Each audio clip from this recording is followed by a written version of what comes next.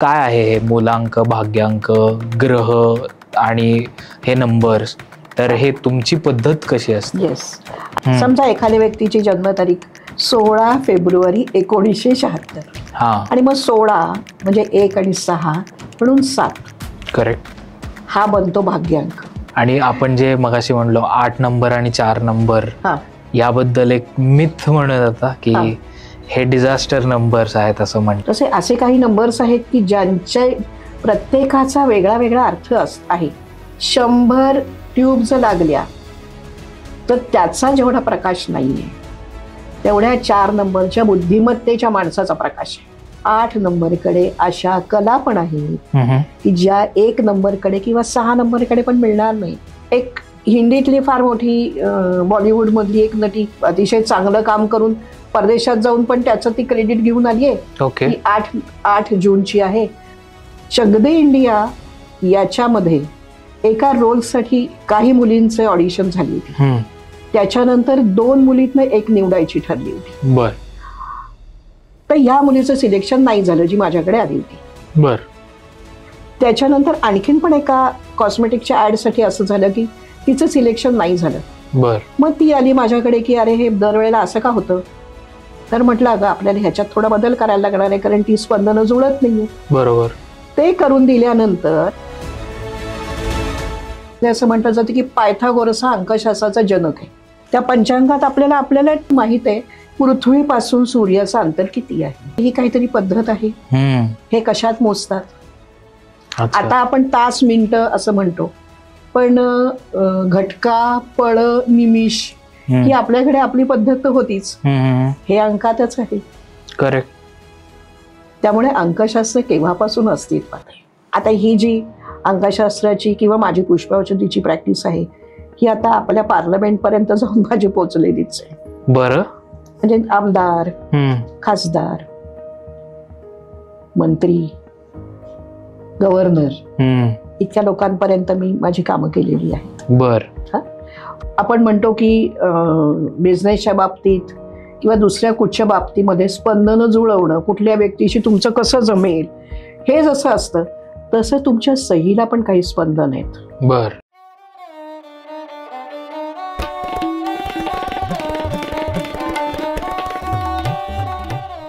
कॉस्मोस्टार media present sweet टॉक्सच्या आजच्या पॉडकास्टमध्ये तुमच्या सगळ्यांचं मनापासून स्वागत.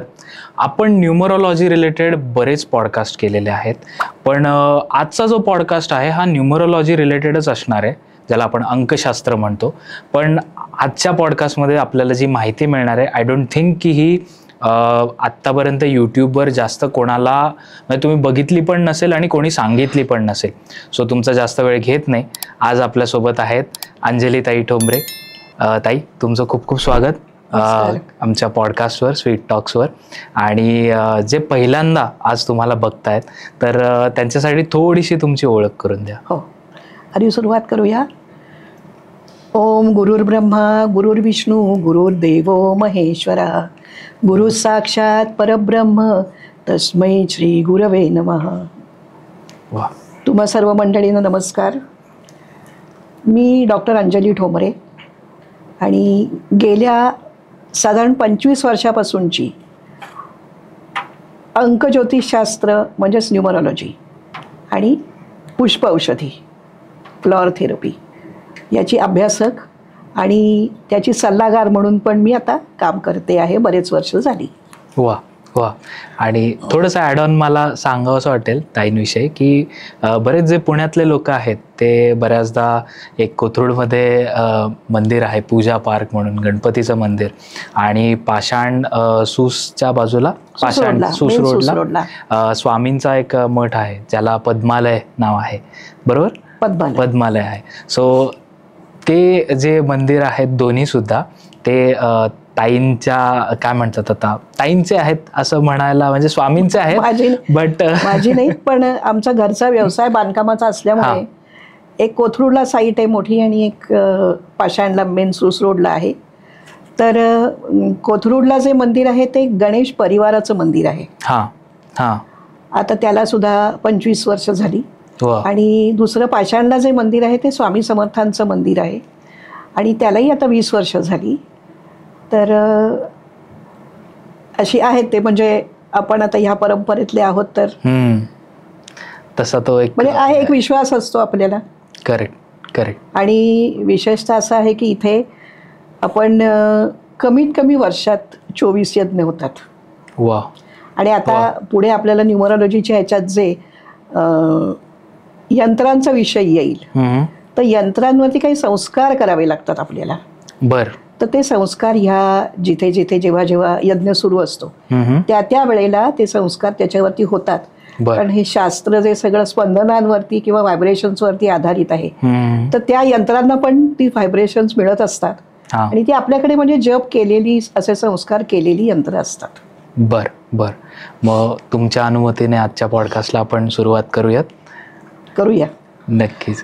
आणि मला फक्त प्रेक्षकांनाही सांगा असं वाटेल की जर अजून सुद्धा तुम्ही चॅनलला लाईक, शेअर, सबस्क्राईब केलं नसेल तर सबस्क्राईब करा. कारण की ज्यांना अंकशास्त्राविषयी माहिती हवी असेल तर जेव्हा ते सर्च करतील तेव्हा आपला पॉडकास्ट जो आहे तो सर्वात आधी त्यांना बघता येईल. सो ताई, आजच्या पॉडकास्टला सुरू करूयात. आणि मला पहिल्यांदाच तुम्हाला हे विचारावं असं वाटेल की कशी ह्या जर्नीची तुमची सुरुवात झाली, तुमचे गुरु कोण होते? कारण अंकशास्त्राविषयी तेवढी आता कुठेतरी एक काय म्हणतात माहिती मिळायला लागली लोकांना, पण तुमची सुरुवात कशी होती? मी मला ना अशी एक माझी आवड की आपण सतत काहीतरी शिकत राहावं. म्हणजे काहीतरी आपल्याला जे माहीत नाहीये ते आपण माहीत करून घ्यावं. त्याच्यात शिकून काही अजूनही आपली प्रगती करता आली तर करावी. आणि याचंही उत्तर मला माझ्या जन्मतारखेत नंतर मिळालं. पण त्यामुळे काहीतरी शिकत राहायचं.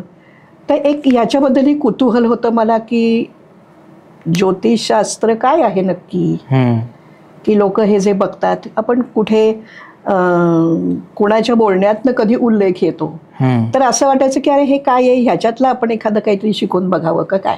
म्हणून मी 1985 साली पहिल्यांदा मी पत्रिका शिकायला गेले.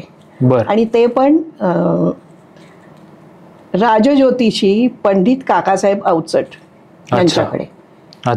तर त्यांच्याकडे मी पहिल्यांदा पत्रिका शिकले. ते झाल्यानंतर आमचं एक 3 दिवसाचं ज्योतिष अधिवेशन होतं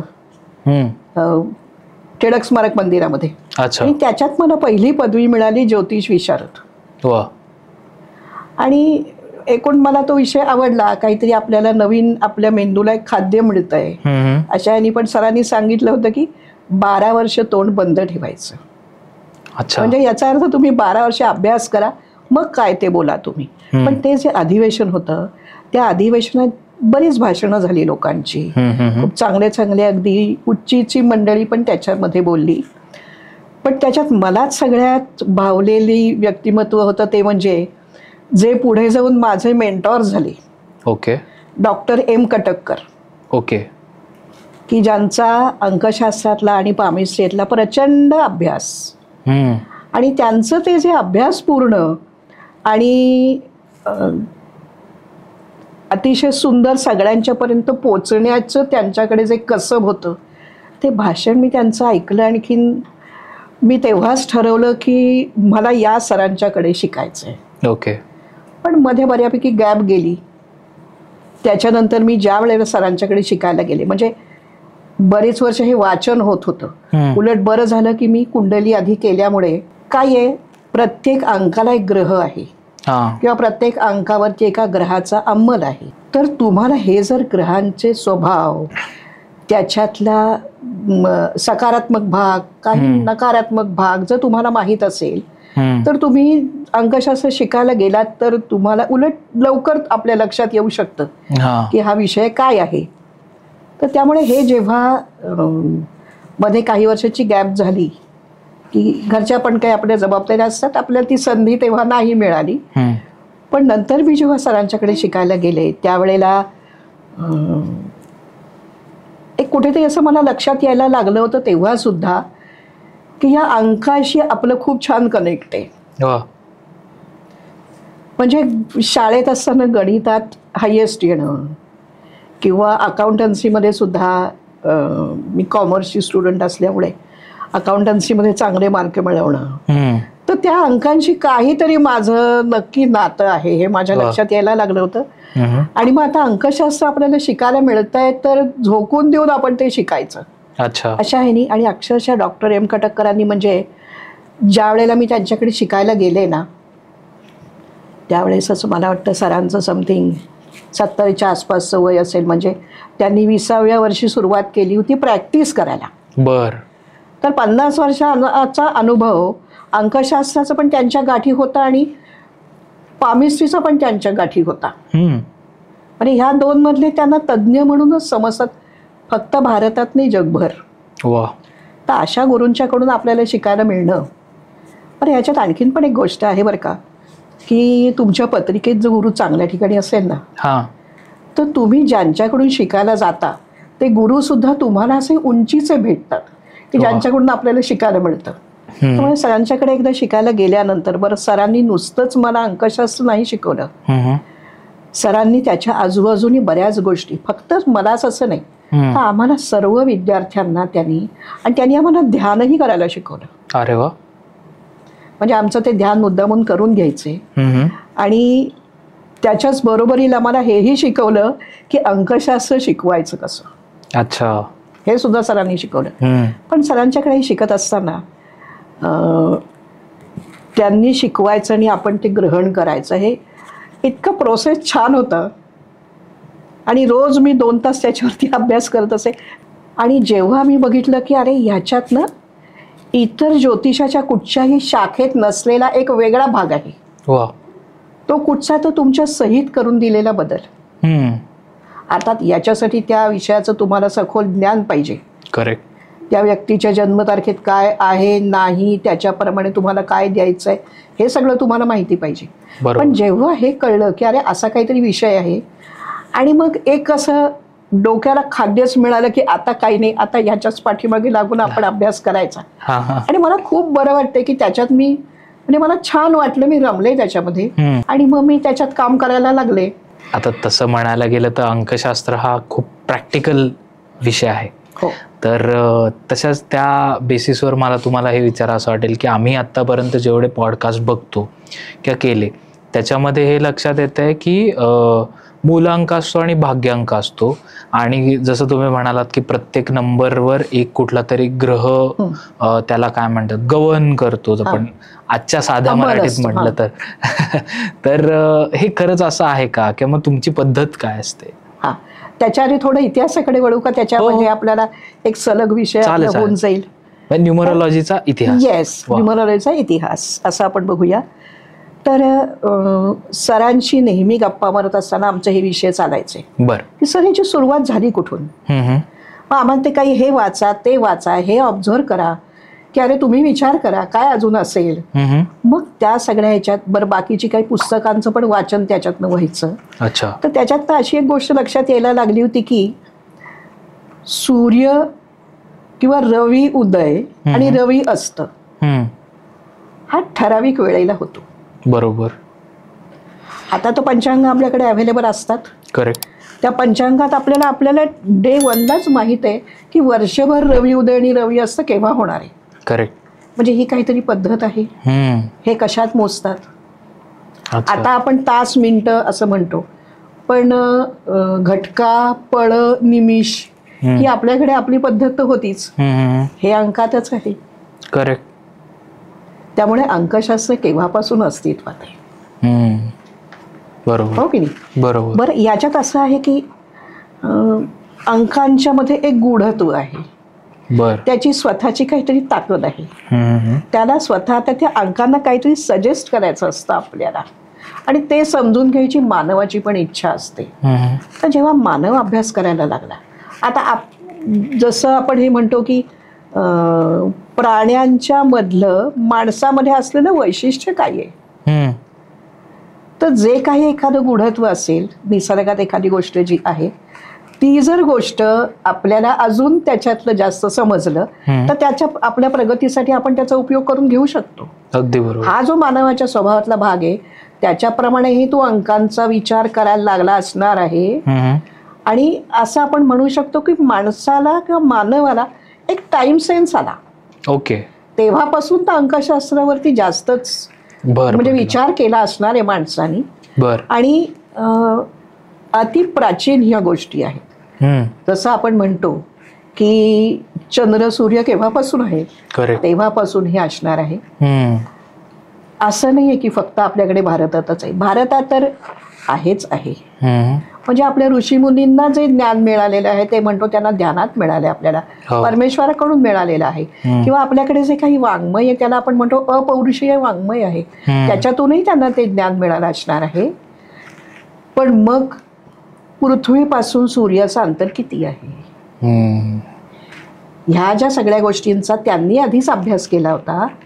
जे आता आपले आधुनिक ऋषी म्हणजे आपण शास्त्रज्ञांना आपण आधुनिक ऋषी पण म्हणू शकतो. बरोबर. त्यांनीच हे केलं. तर आपल्याकडे काही गोष्टी आधीच मांडलेल्या आहेत. करेक्ट. तर भारतात तर हा विषय आहेच. हा, पण इजिप्त, इटली, आता जे म्हटलं जातं की जनरली लोकांच्या मध्ये असं म्हटलं जातं की पायथागोरस हा अंकशास्त्राचा जनक आहे. अच्छा. हा, म्हणजे इटलीमध्ये क्रोटोना म्हणून एक शहर की जिथे अंकशास्त्राचा चांगल्यापैकी अभ्यास चालायचा. ओके. आणि ते एक अंकशास्त्राचं एक सेंटर म्हटलं जायचं की इथे अंकशास्त्राचा अभ्यास होतोय, म्हणजे इटली. त्याच्यानंतर इजिप्त झालंच. मग ज्युईश लोकांची पद्धत कबाला. बर. कबालाचा अर्थ असा की ज्ञानाची खाण, त्याच्यातला एक भाग म्हणजे अंकशास्त्र.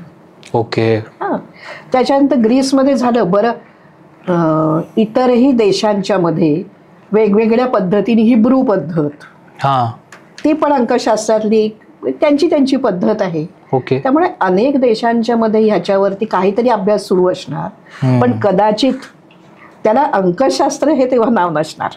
करेक्ट. म्हणजे कुठल्या तरी पद्धतीने याचा अभ्यास होतोय. तर हे इतकं जुनं आहे, हा त्याचा इतिहास.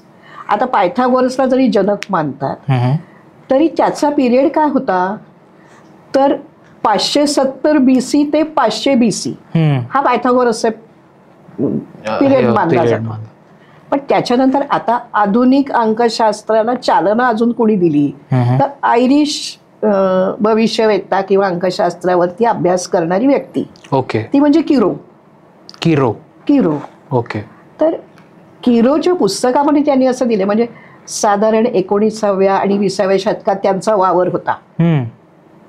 1866 ते 1936 हा त्यांचा पिरियड, म्हणजे अलीकडचाच. मग यांनी जी आता म्हणजे आधुनिक अंकशास्त्राला त्यांनी दिलेली जी चालना आपण म्हणतो, त्यामुळे किरोचं नाव आता सगळीकडे खूप जास्त प्रमाणात घेत जातं. किरोनी कुठे शिकलं अंकशास्त्र, तर भारतात शिकलं. बर. त्यांच्या पुस्तकात असा उल्लेख आहे की मी इथे भारतात येऊन, म्हणजे वय कमीच होतं, पण ती एक शिकण्याची इच्छा, किंवा कदाचित आपण असं म्हणतो की फक्त ह्या जन्माचं नसावं, आधीच्या जन्मातलं काही असू शकेल. बरोबर.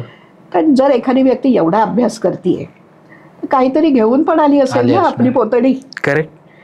तर तसा त्यांनी इथे भारतात येऊन अभ्यास केला.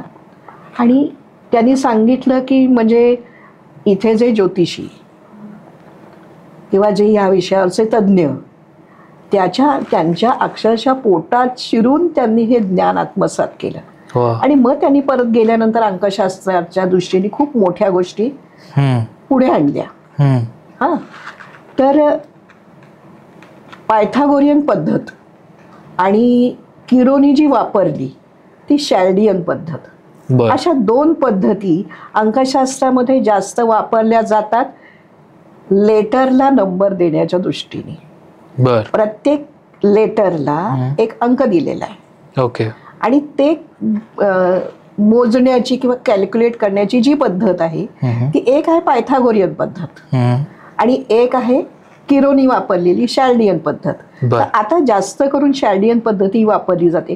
त्यामुळे किरोच्या बाबतीतला आता जास्त, आणि त्या मानाने आपल्याला किरो मग जरा जवळचे वाटतात. ओके. हा, पण आता इथे एक प्रश्न माझ्या मनात असा येतो की जर का किरोनी म्हणजे दुसरी व्यक्ती एखादी आपल्या भारतात येऊन आपल्या ज्योतिषांच्या पोटात शिरून ते ज्ञान मिळवू शकते, तर मग आपल्या लोकांना का नाही? बरोबर. मग प्रश्न असा आहे की आपले ज्योतिषी किंवा आपले ज्यांच्याकडे ज्ञानाचं भांडार ती लोक पुढच्या पिढीला हे देण्यात ज्ञान. का पुढची पिढी त्यांच्याकडून हे घ्यायला कमी पडली, करेक्ट. काही का असे ना, हा आपला एक विचार म्हणून ठीक आहे, पण सगळ्यांनी मिळून हे अंकशास्त्र आता पुढे न्यायचं. वा, असं आहे. म्हणजे इथे आपण हा विचार नाही करणार की अरे हे भारतातलं आहे का, हे दुसऱ्या देशातलं आहे का.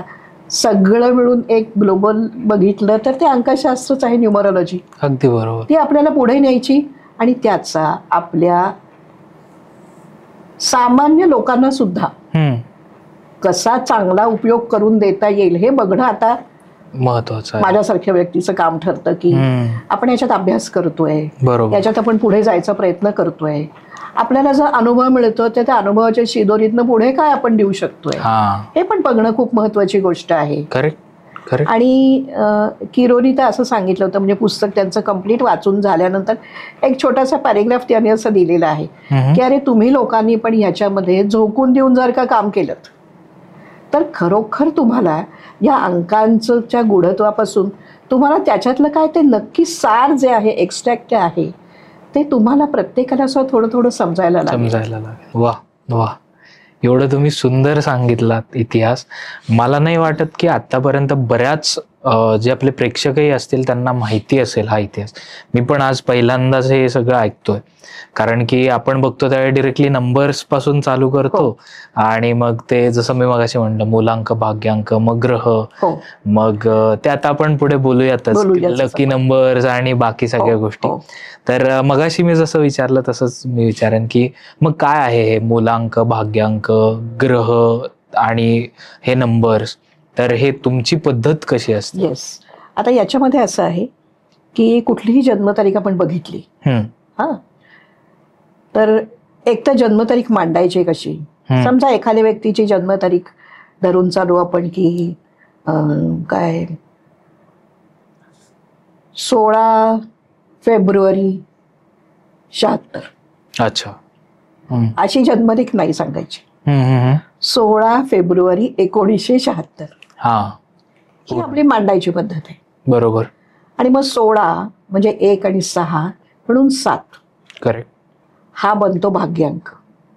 बर बर. हा भाग्यांक असा असतो की त्याचा उपयोग आपण अंकशास्त्रात खूप ठिकाणी करून घेणार असतो. ओके. म्हणजे हे जसं आपण म्हणतो की स्पंदनांवरती आधारित शास्त्र आहे. ज्या व्यक्तीशी आपली स्पंदनं जुळली त्या व्यक्तीबरोबर आपल्याला असं वाटतं की अरे यांच्याबरोबर माझं छान, म्हणजे मी छान जेल होईल. करेक्ट. मला ह्या व्यक्तीबरोबर काम करायला आवडेल. करेक्ट. पण जर एखाद्या व्यक्तीबरोबर आपली स्पंदनं नाही जुळली तर आपल्याला असं वाटतं की अरे यांच्याबरोबर कसं काय आपण काम करू शकतो. बरोबर. हे फक्त सजीवांच्यासाठी आहे असं नाही, स्पंदनं प्रत्येकालाच आहेत, निर्जीव वस्तूला पण आहेत. बर. म्हणजे एका ठिकाणी आपण कुठे बाहेर गेलो आणि एखादी जर का खुर्चीवरती बसलो आणि आपल्याला वाटतं की मला इथे छान कम्फर्टेबल वाटतंय, म्हणजेच काय आपली त्या खुर्चीची स्पंदनं जुळली आहेत. वा. जसं व्यक्तींच्या बाबतीत आहे तसा ठिकाणाबद्दल पण ते आहे. आणि हे ना नुसतंच त्या खुर्चीबद्दल किंवा त्या ठिकाणाबद्दल आहे असं नाही. याचं स्पंदन जुळणं हे तुमचं गाव, तुमचा प्रांत, तुमचा देश इथपर्यंत पण जाऊ शकतं. ओके. कारण पुढे मी जी कामं केली आहेत काय त्याच्यामध्ये आम्ही ह्या सगळ्याचा विचार केलेला आहे. तर जसं आता हे स्पंदन जुळणं प्लस स्पंदन न जुळणं हा भाग आला, तर 7 जो आपण बघितलाय त्याचा उपयोग आपण मुख्यतः बघणार असतो की स्पंदन जुळण्यासाठी आपण हा कसा वापरणार. आणि सगळ्याची बेरीज करून जो एक अंक येतो कुठचा तरी आपल्याला तो करायचा आहे एकेरी, म्हणजे सिंगल डिजिट, तो जो येतो तो प्रारब्ध अंक आहे. अच्छा, प्रारब्ध अंक. म्हणजे लोकांची बरेच मुलं अंक आणि हे वापरायची पद्धत आहे, पण मी जे शिकलेले आहे ते भाग्यांक आणि प्रारब्ध अंक याच्यातनं शिकले. बर. तर माझ्या बोलण्यात हेच 2 शब्द येतात की भाग्यांक आणि प्रारब्ध अंक. बर. भाग्यांक असं म्हटलं जातं की तुम्ही सगळ्या ठिकाणी मेन ह्याचा विचार करता, किंवा भाग्यांकाप्रमाणे त्या त्या व्यक्तीचा स्वभाव, त्या व्यक्तीच्या आवडीनिवडी किंवा कुठच्याही परिस्थितीमध्ये ती व्यक्ती रिॲक्ट कशी करेल हे सुद्धा आपण याच्यावरून सांगू शकतो. हा भाग्यांक. आणि बर. सगळी बेरीज झाल्यानंतर येतो तो प्रारब्धांक. बर. परंतु त्या जन्मतारखेतला प्रत्येक जो अंक आहे तोही तेवढाच महत्वाचा आहे. अच्छा. म्हणजे भाग्यांकाला मी 100 मार्क दिले, हम्म. प्रारब्धाला सुद्धा मला 100 द्यायचेच आहेत, पण मी एवढूसा कमी केला हम्म. तरी बाकी सगळ्यांना 99 आहेतच. अच्छा. इतकं महत्व आपल्याला त्या प्रत्येक अंकाला द्यायचंय. बर. पण हेही महत्व आपल्याला द्यायचंय की ह्याच्यातला प्रत्येक अंक किती वेळा आलाय. 16/2/1976 हे जर आपण बघितलं तर 1 हा 2दा आलाय, हा. 6 हा 2दा आलाय. करेक्ट. अशा प्रकारे आपण बघतो. पण काही अंक नाही आहेत त्याच्यात, मग असलेल्यांची स्पंदनं तुम्हाला मिळाली आहेत ओके. आणि नसलेल्यांची कदाचित तुमच्याकडे ती स्पंदनं नाही आहेत. पण नुसतीच जन्मतारीख आपण बघतो असं नाही, आपण नाव पण बघतो. नावाचाही अभ्यास तेवढाच व्हायला हवा. बरोबर. तर या सगळ्याचा अभ्यास करून आपण पुढे जातो. ओके. तसंच आता भाग्यांक आणि प्रारब्ध अंक आपला झाला, हा विषय लक्षात आला असेल आता लोकांच्या. हो. तर आता ह्याच्यात येतं की 1 ते 9 हे अंक आहेत. आता ह्या प्रत्येक अंकावरती कुठल्या कुठल्या ग्रहाचा अंमल आहे. तर 1 वरती रवी, सूर्य, 2 वरती चंद्र, 3 वरती गुरु, 4 वरती राहू. पण हे आपल्याकडे भारतात आपण राहू म्हणतो. अच्छा. पण बाकी जर जगात आपण बघितले तर हर्षल म्हणतात. ओके. ओके. 5 वरती बुधाचा आहे, 6 वरती शुक्राचा आहे, 7 वरती केतू किंवा ग्लोबल न्यूमरोलॉजी जसा अभ्यास आपण करायला लागलो तर त्याच्यावरती नेपच्यूनचा अंमल आहे. ओके. 8 शनी आणि 9 मंगळ. असे हे सगळे ग्रह आहेत. बर. पण ह्याचे थोडे थोडे एक एक 2 जर आपण स्वभाव वैशिष्ट्य जर म्हटली तर नंबर 1 ची म्हणजे सूर्य आहे. ठराविक वेळेला उगवणार, ठराविक वेळेला मावळणार, सुट्टी घेणार नाही. अच्छा. म्हणजे ही व्यक्ती 1 नंबरची व्यक्ती. आता एकाचे मी तुम्हाला सांगते की तारखा काय असू शकतात. हो. बाकी त्याच्या पुढच्या समजूच शकतील लोकांना. ज्याची बेरीज 1 येते. आपण म्हटलं तसं की आपण एकेरी अंक तो करणार आहोत. 1, 10, 19, 28. बर. 1, 10, 19 मध्ये 1 आहे, 28 मध्ये नाहीये, तरी पण त्याची बेरीज 1 येते. बरोबर. तर ते भाग्यांक 1 चीच ही मंडळी आहेत. ओके.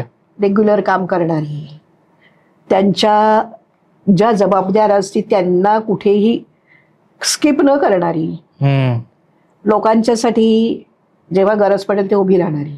अच्छा. हे गुणधर्म जसे आहेत तसे ह्या लोकांना जरासा त्रास देतो म्हणजे त्यांचा इगो.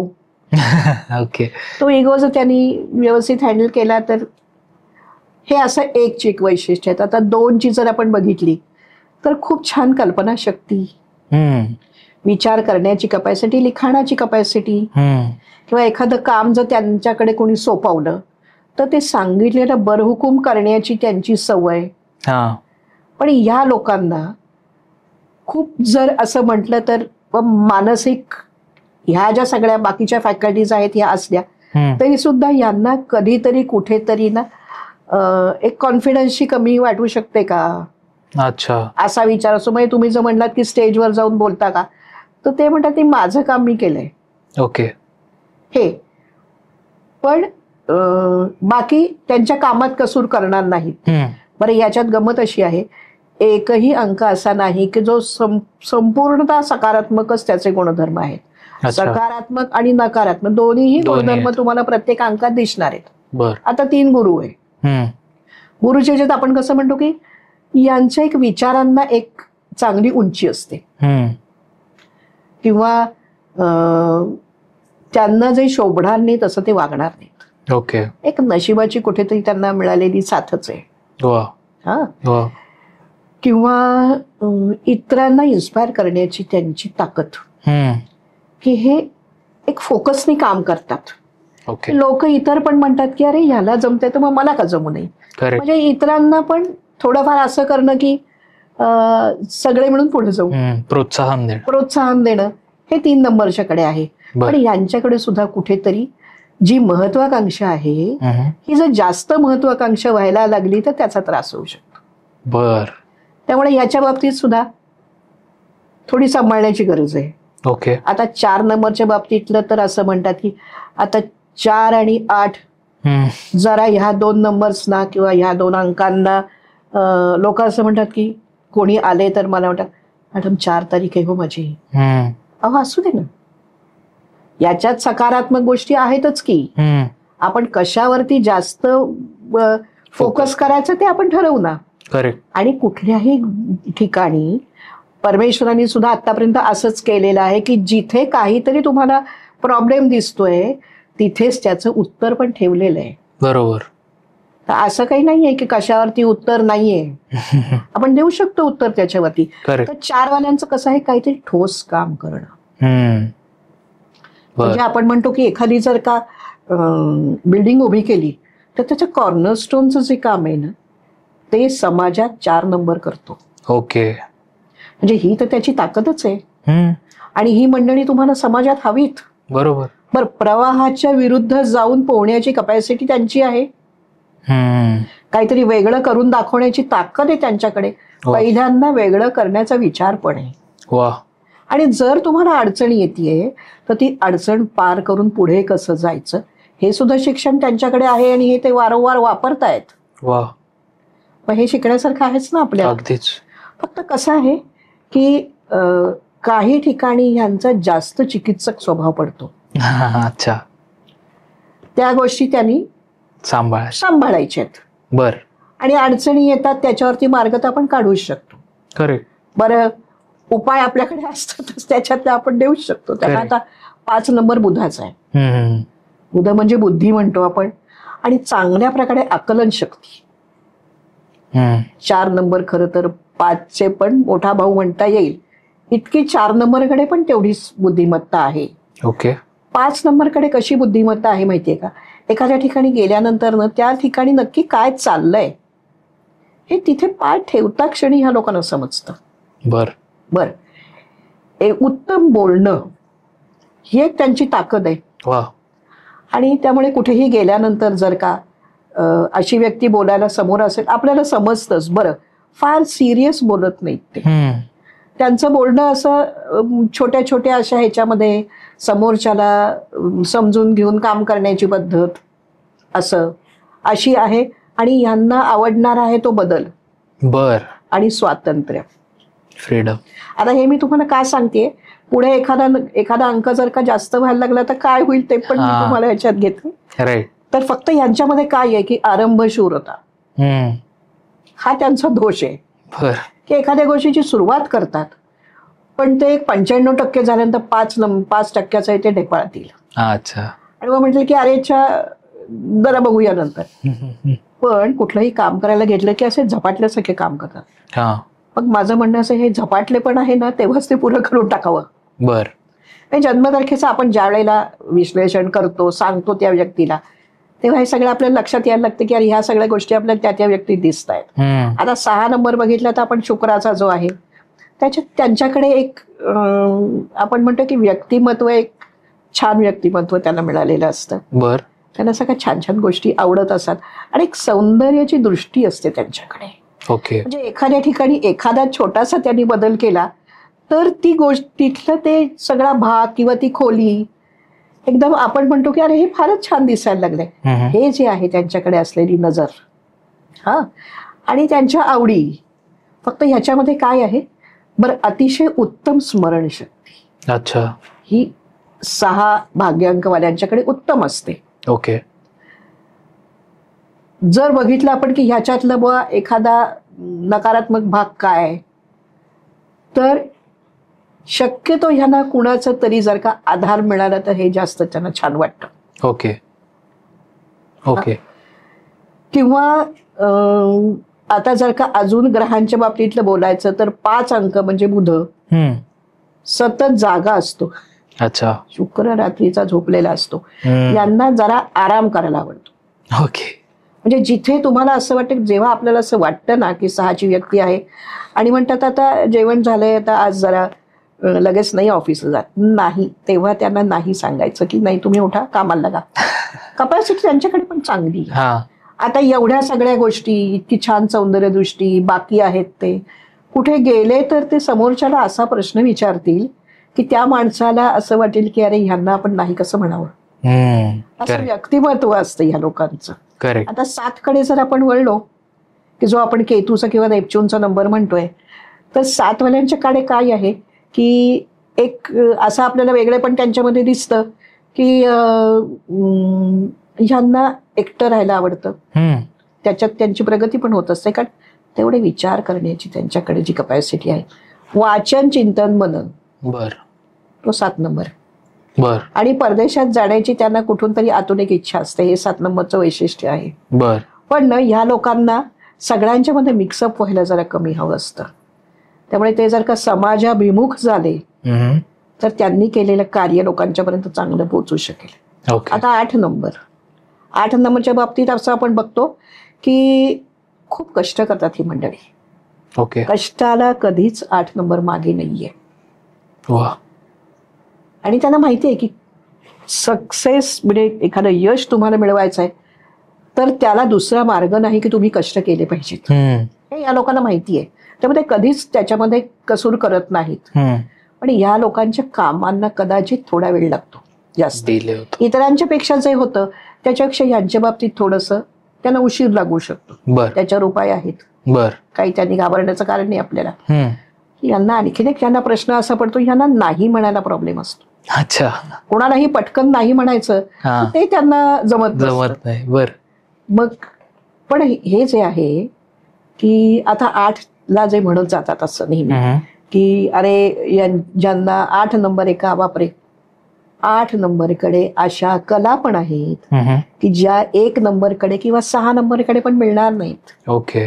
कधीतरी अभ्यास करताना एखादी तारीख अशी समोर यायला लागते सारखी.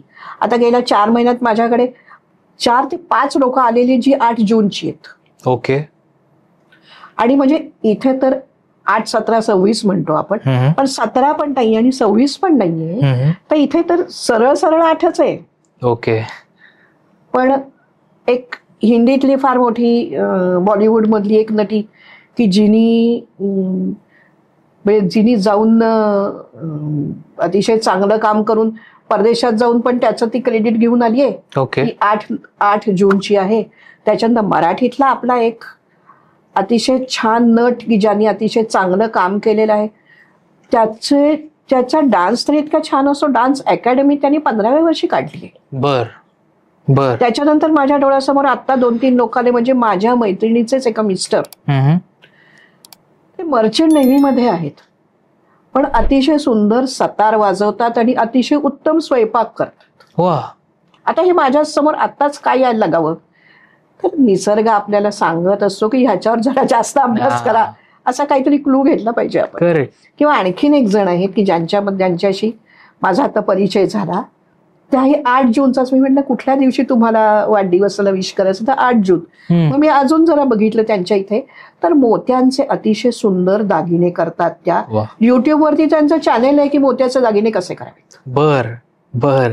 किंवा आता मुंबईची एक मुलगी जी सर्जन आहे तर ती माझ्याकडे आता 8 जूनची तिच्या कामासाठी ती आली. तर मी मुद्दामून अजून खोल जाऊन विचारलं तर सर्जरी व्हायच्या वेळेनंतर जे स्टिचिंग करतात त्याच्यात तिचा हातखंड आहे. बर. म्हणजे आता 8 नंबरच्या किती बारीक गोष्टी आपण बघाव्यात. कटककर सर नेहमी म्हणायचे 1 आणि 6 कडे नाही, ते सुद्धा 8 कडे आहे ते शोधा. ओके. काही गोष्टी आपल्या डोळ्यासमोर काही वर्षांनी यायला लागतात. लगेच आपल्याला त्या लक्षात येत नाहीत पण येतात आपल्याला. तर त्याच्यावरती आपल्याला अभ्यास करायलाच पाहिजे. बरोबर. बरं, तसं आता 9च्या ह्याच्यातलं जर आपण बघितलं तर 9 म्हणजे प्रयत्न हे जे करतात पण न त्यांच्याकडे जे धाडस आहे त्या धाडसाला तोड नाही. बर. पण पटकन राग येणं, अच्छा, ते पण त्यांच्याकडे आपल्याला दिसू शकते. असे सगळ्याच अंकांचे जसे काही गुण तसे काही थोडेसे दोष असू शकतात. बर. असे हे सगळे 1 ते 9 अंक आहेत.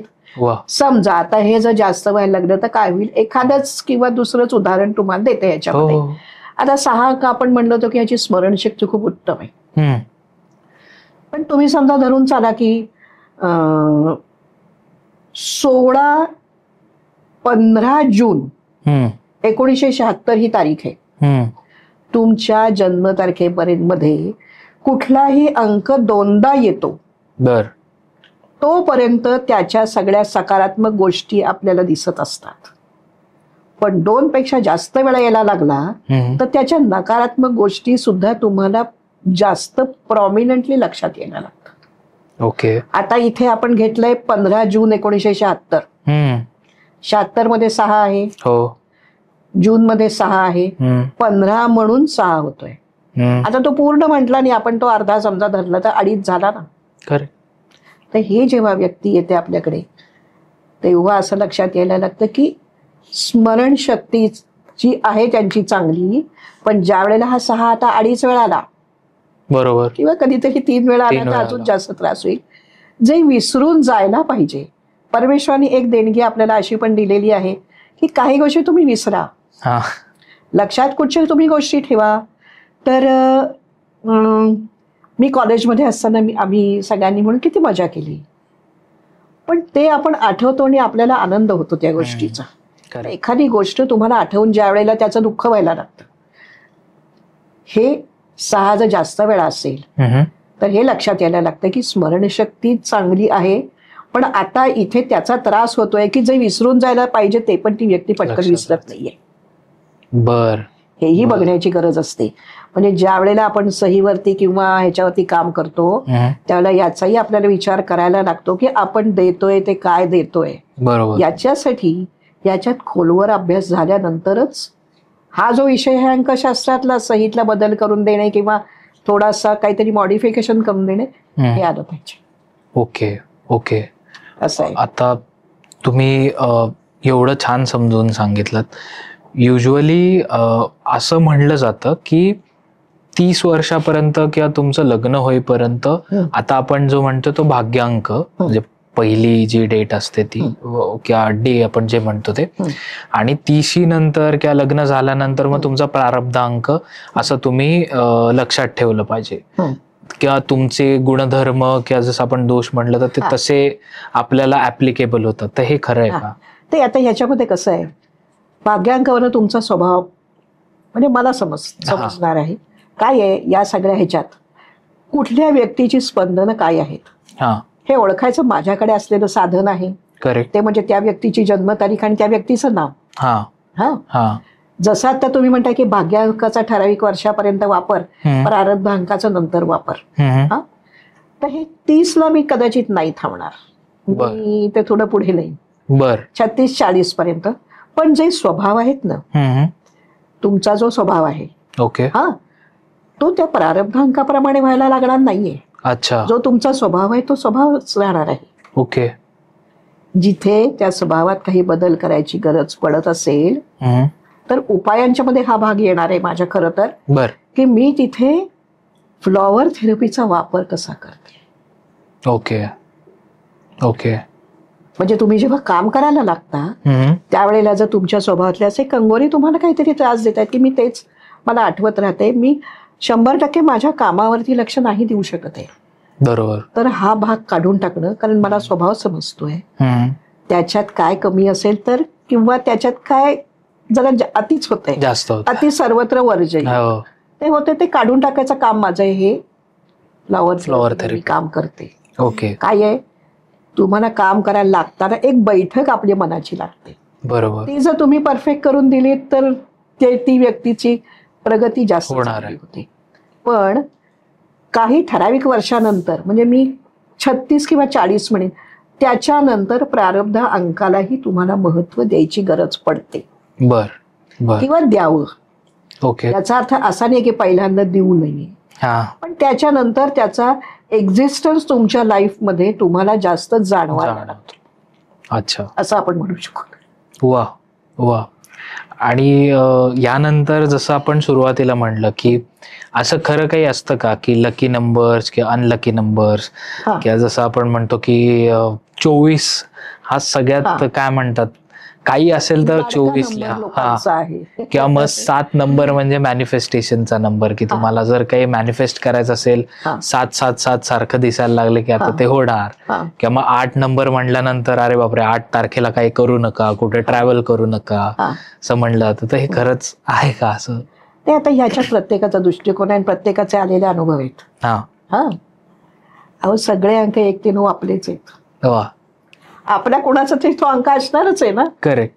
बरं, आता जसं तुम्ही म्हणला 24च्या बाबतीतलं, 24 म्हणजे 6 असं समजलं जातं. पण फक्त 24 म्हणजे 6 आहे का हो? नाही. नाही.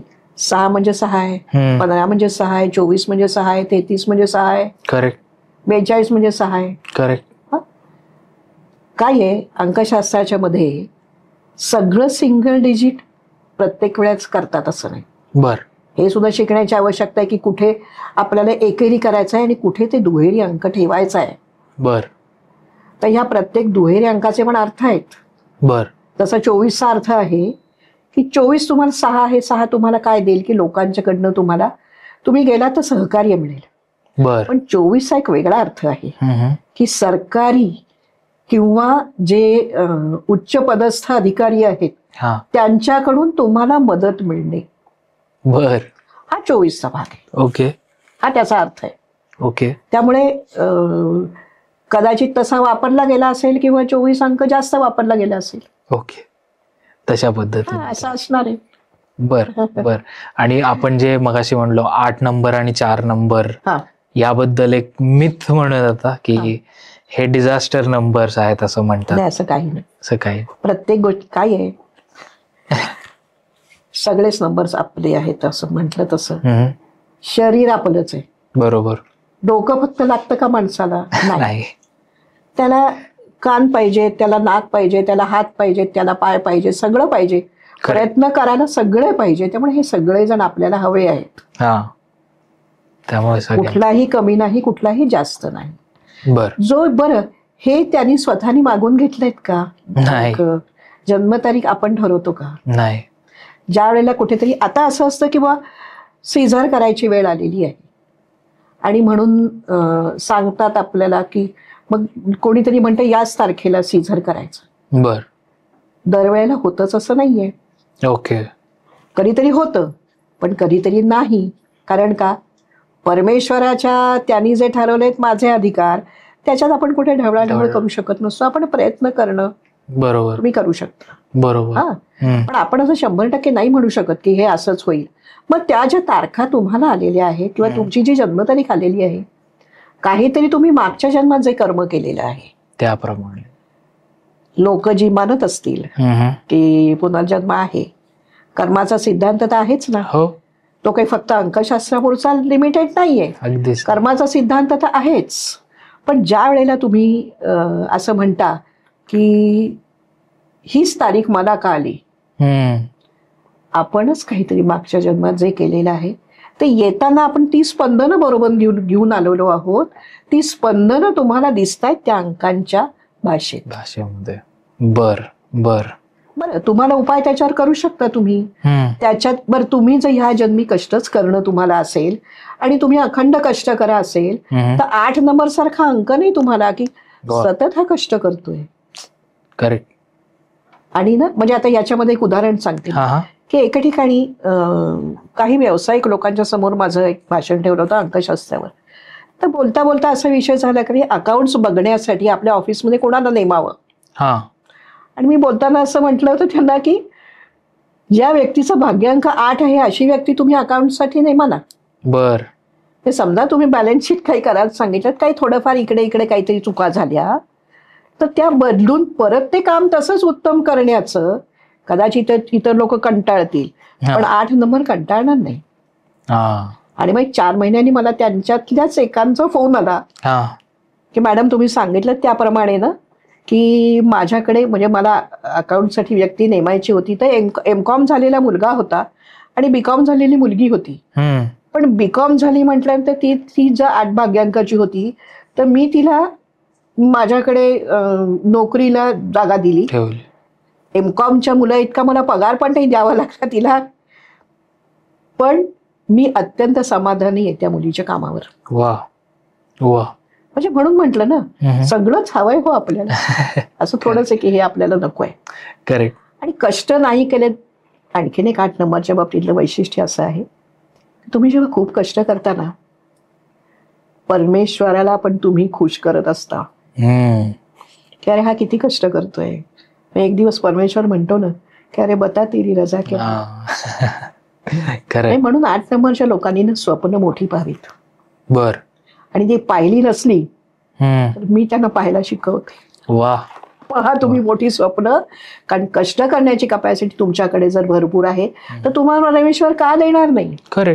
कदाचित थोडासा उशीर होईल, तो कमी कसा करता येईल का त्याच्यावर, म्हणजे आता जसं म्हणतात साधं काम आणि स्मार्ट वर्क, तसं काही करू शकताय का पहा ना. बरोबर आहे. खूप मार्ग आहेत आज. अगदी बरोबर आहे. पण तुम्ही सगळ्यात असं म्हणतात की कोणीही कष्ट करायला एखाद्या व्यक्तीला जर मूलतःच येत असतील, किती जणांना सांगावं लागतं की उठा कामाला लागा, हे करतातच आहेत ना, मग केवढी मोठी गोष्ट त्यांच्याकडे आहे. बरोबर. त्यामुळे 8 नंबर 4 नंबर सगळे छानच आहेत. आपल्याला सोसायटीत ते आपल्याला हवेत. आपल्या समाजात ह्या सर्व लोकांची गरज आहे. आता 4 नंबर आपण म्हणतो काहीतरी वेगळं जाऊन काहीतरी तो करतोय, सगळ्यांच्या सारखंच करण्यात तरी काय गंमत आहे हो. बरोबर. काहीतरी वेगळं तुम्ही दाखवलं तर तो तुम्हाला काहीतरी वेगळं करून दाखवेल. करेक्ट. आणि आपण म्हणू शकतो की अरे यांनी काहीतरी वेगळं केलं. 100 ट्यूब्स लागल्या तर त्याचा जेवढा प्रकाश नाहीये तेवढ्या 4 नंबरच्या बुद्धिमत्तेच्या माणसाचा प्रकाश आहे. तो एका वेळेला 100 ट्यूब्सच्या प्रकाशाला पण भारी पडू शकेल इतकी त्याची बुद्धिमत्ता आहे. बर. आता जे आपण विचार चालले होते किंवा आपण मगाशी गप्पा मारत होतो त्याच्यात लोशू ग्रीड हा विषय आला होता. हो हो. लोशू ग्रीड म्हणजे चायनीज पद्धतीने मांडलेली अंककुंडली. अनेक प्रकारे आपण अंककुंडली मांडू शकतो, पण चायनीज प्रमाणे ही मांडलेली अंककुंडली आहे. तर याच्यामध्ये सगळ्यात डावीकडचं जे आहे ते 4, 3 आणि 8 आहेत. बर. आता हा जो एरो आहे त्या एरोचा अर्थ असा आहे की पैसे कमवायचे कसे आणि पैसे राखायचे कसे. त्याच्यात 2 नंबर तर 4 आणि 8च आहेत. करेक्ट. मग ती महत्वाची केवढे हे 2 नंबर्स आहेत त्याच्यातले. बरोबर बरोबर. असं काही नाहीये. अच्छा. आणि आजकाल लोक स्वतःचा म्हणजे बर्थ डेट चेंज करून घेत आहेत आणि म्हणतात की नाही माझा वाढदिवस 8 तारखेला आहे पण आम्ही सेलिब्रेट 10 तारखेला करतो. तर याने खरंच काही फरक त्यांनी करावं आपलं काही म्हणणं नाही. पण फरक काही पडतो?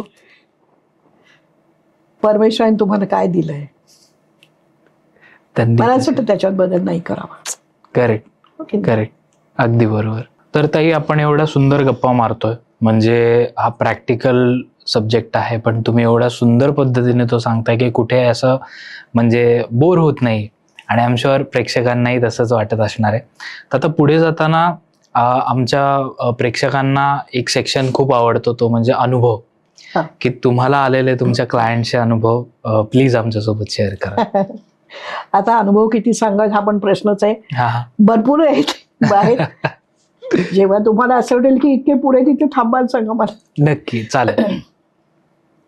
एक आता अगदी सुरुवातीचा एक अनुभव तुम्हाला सांगते की आता आपण 8 आणि 4 ची चर्चा सुरूच होती. हो हो.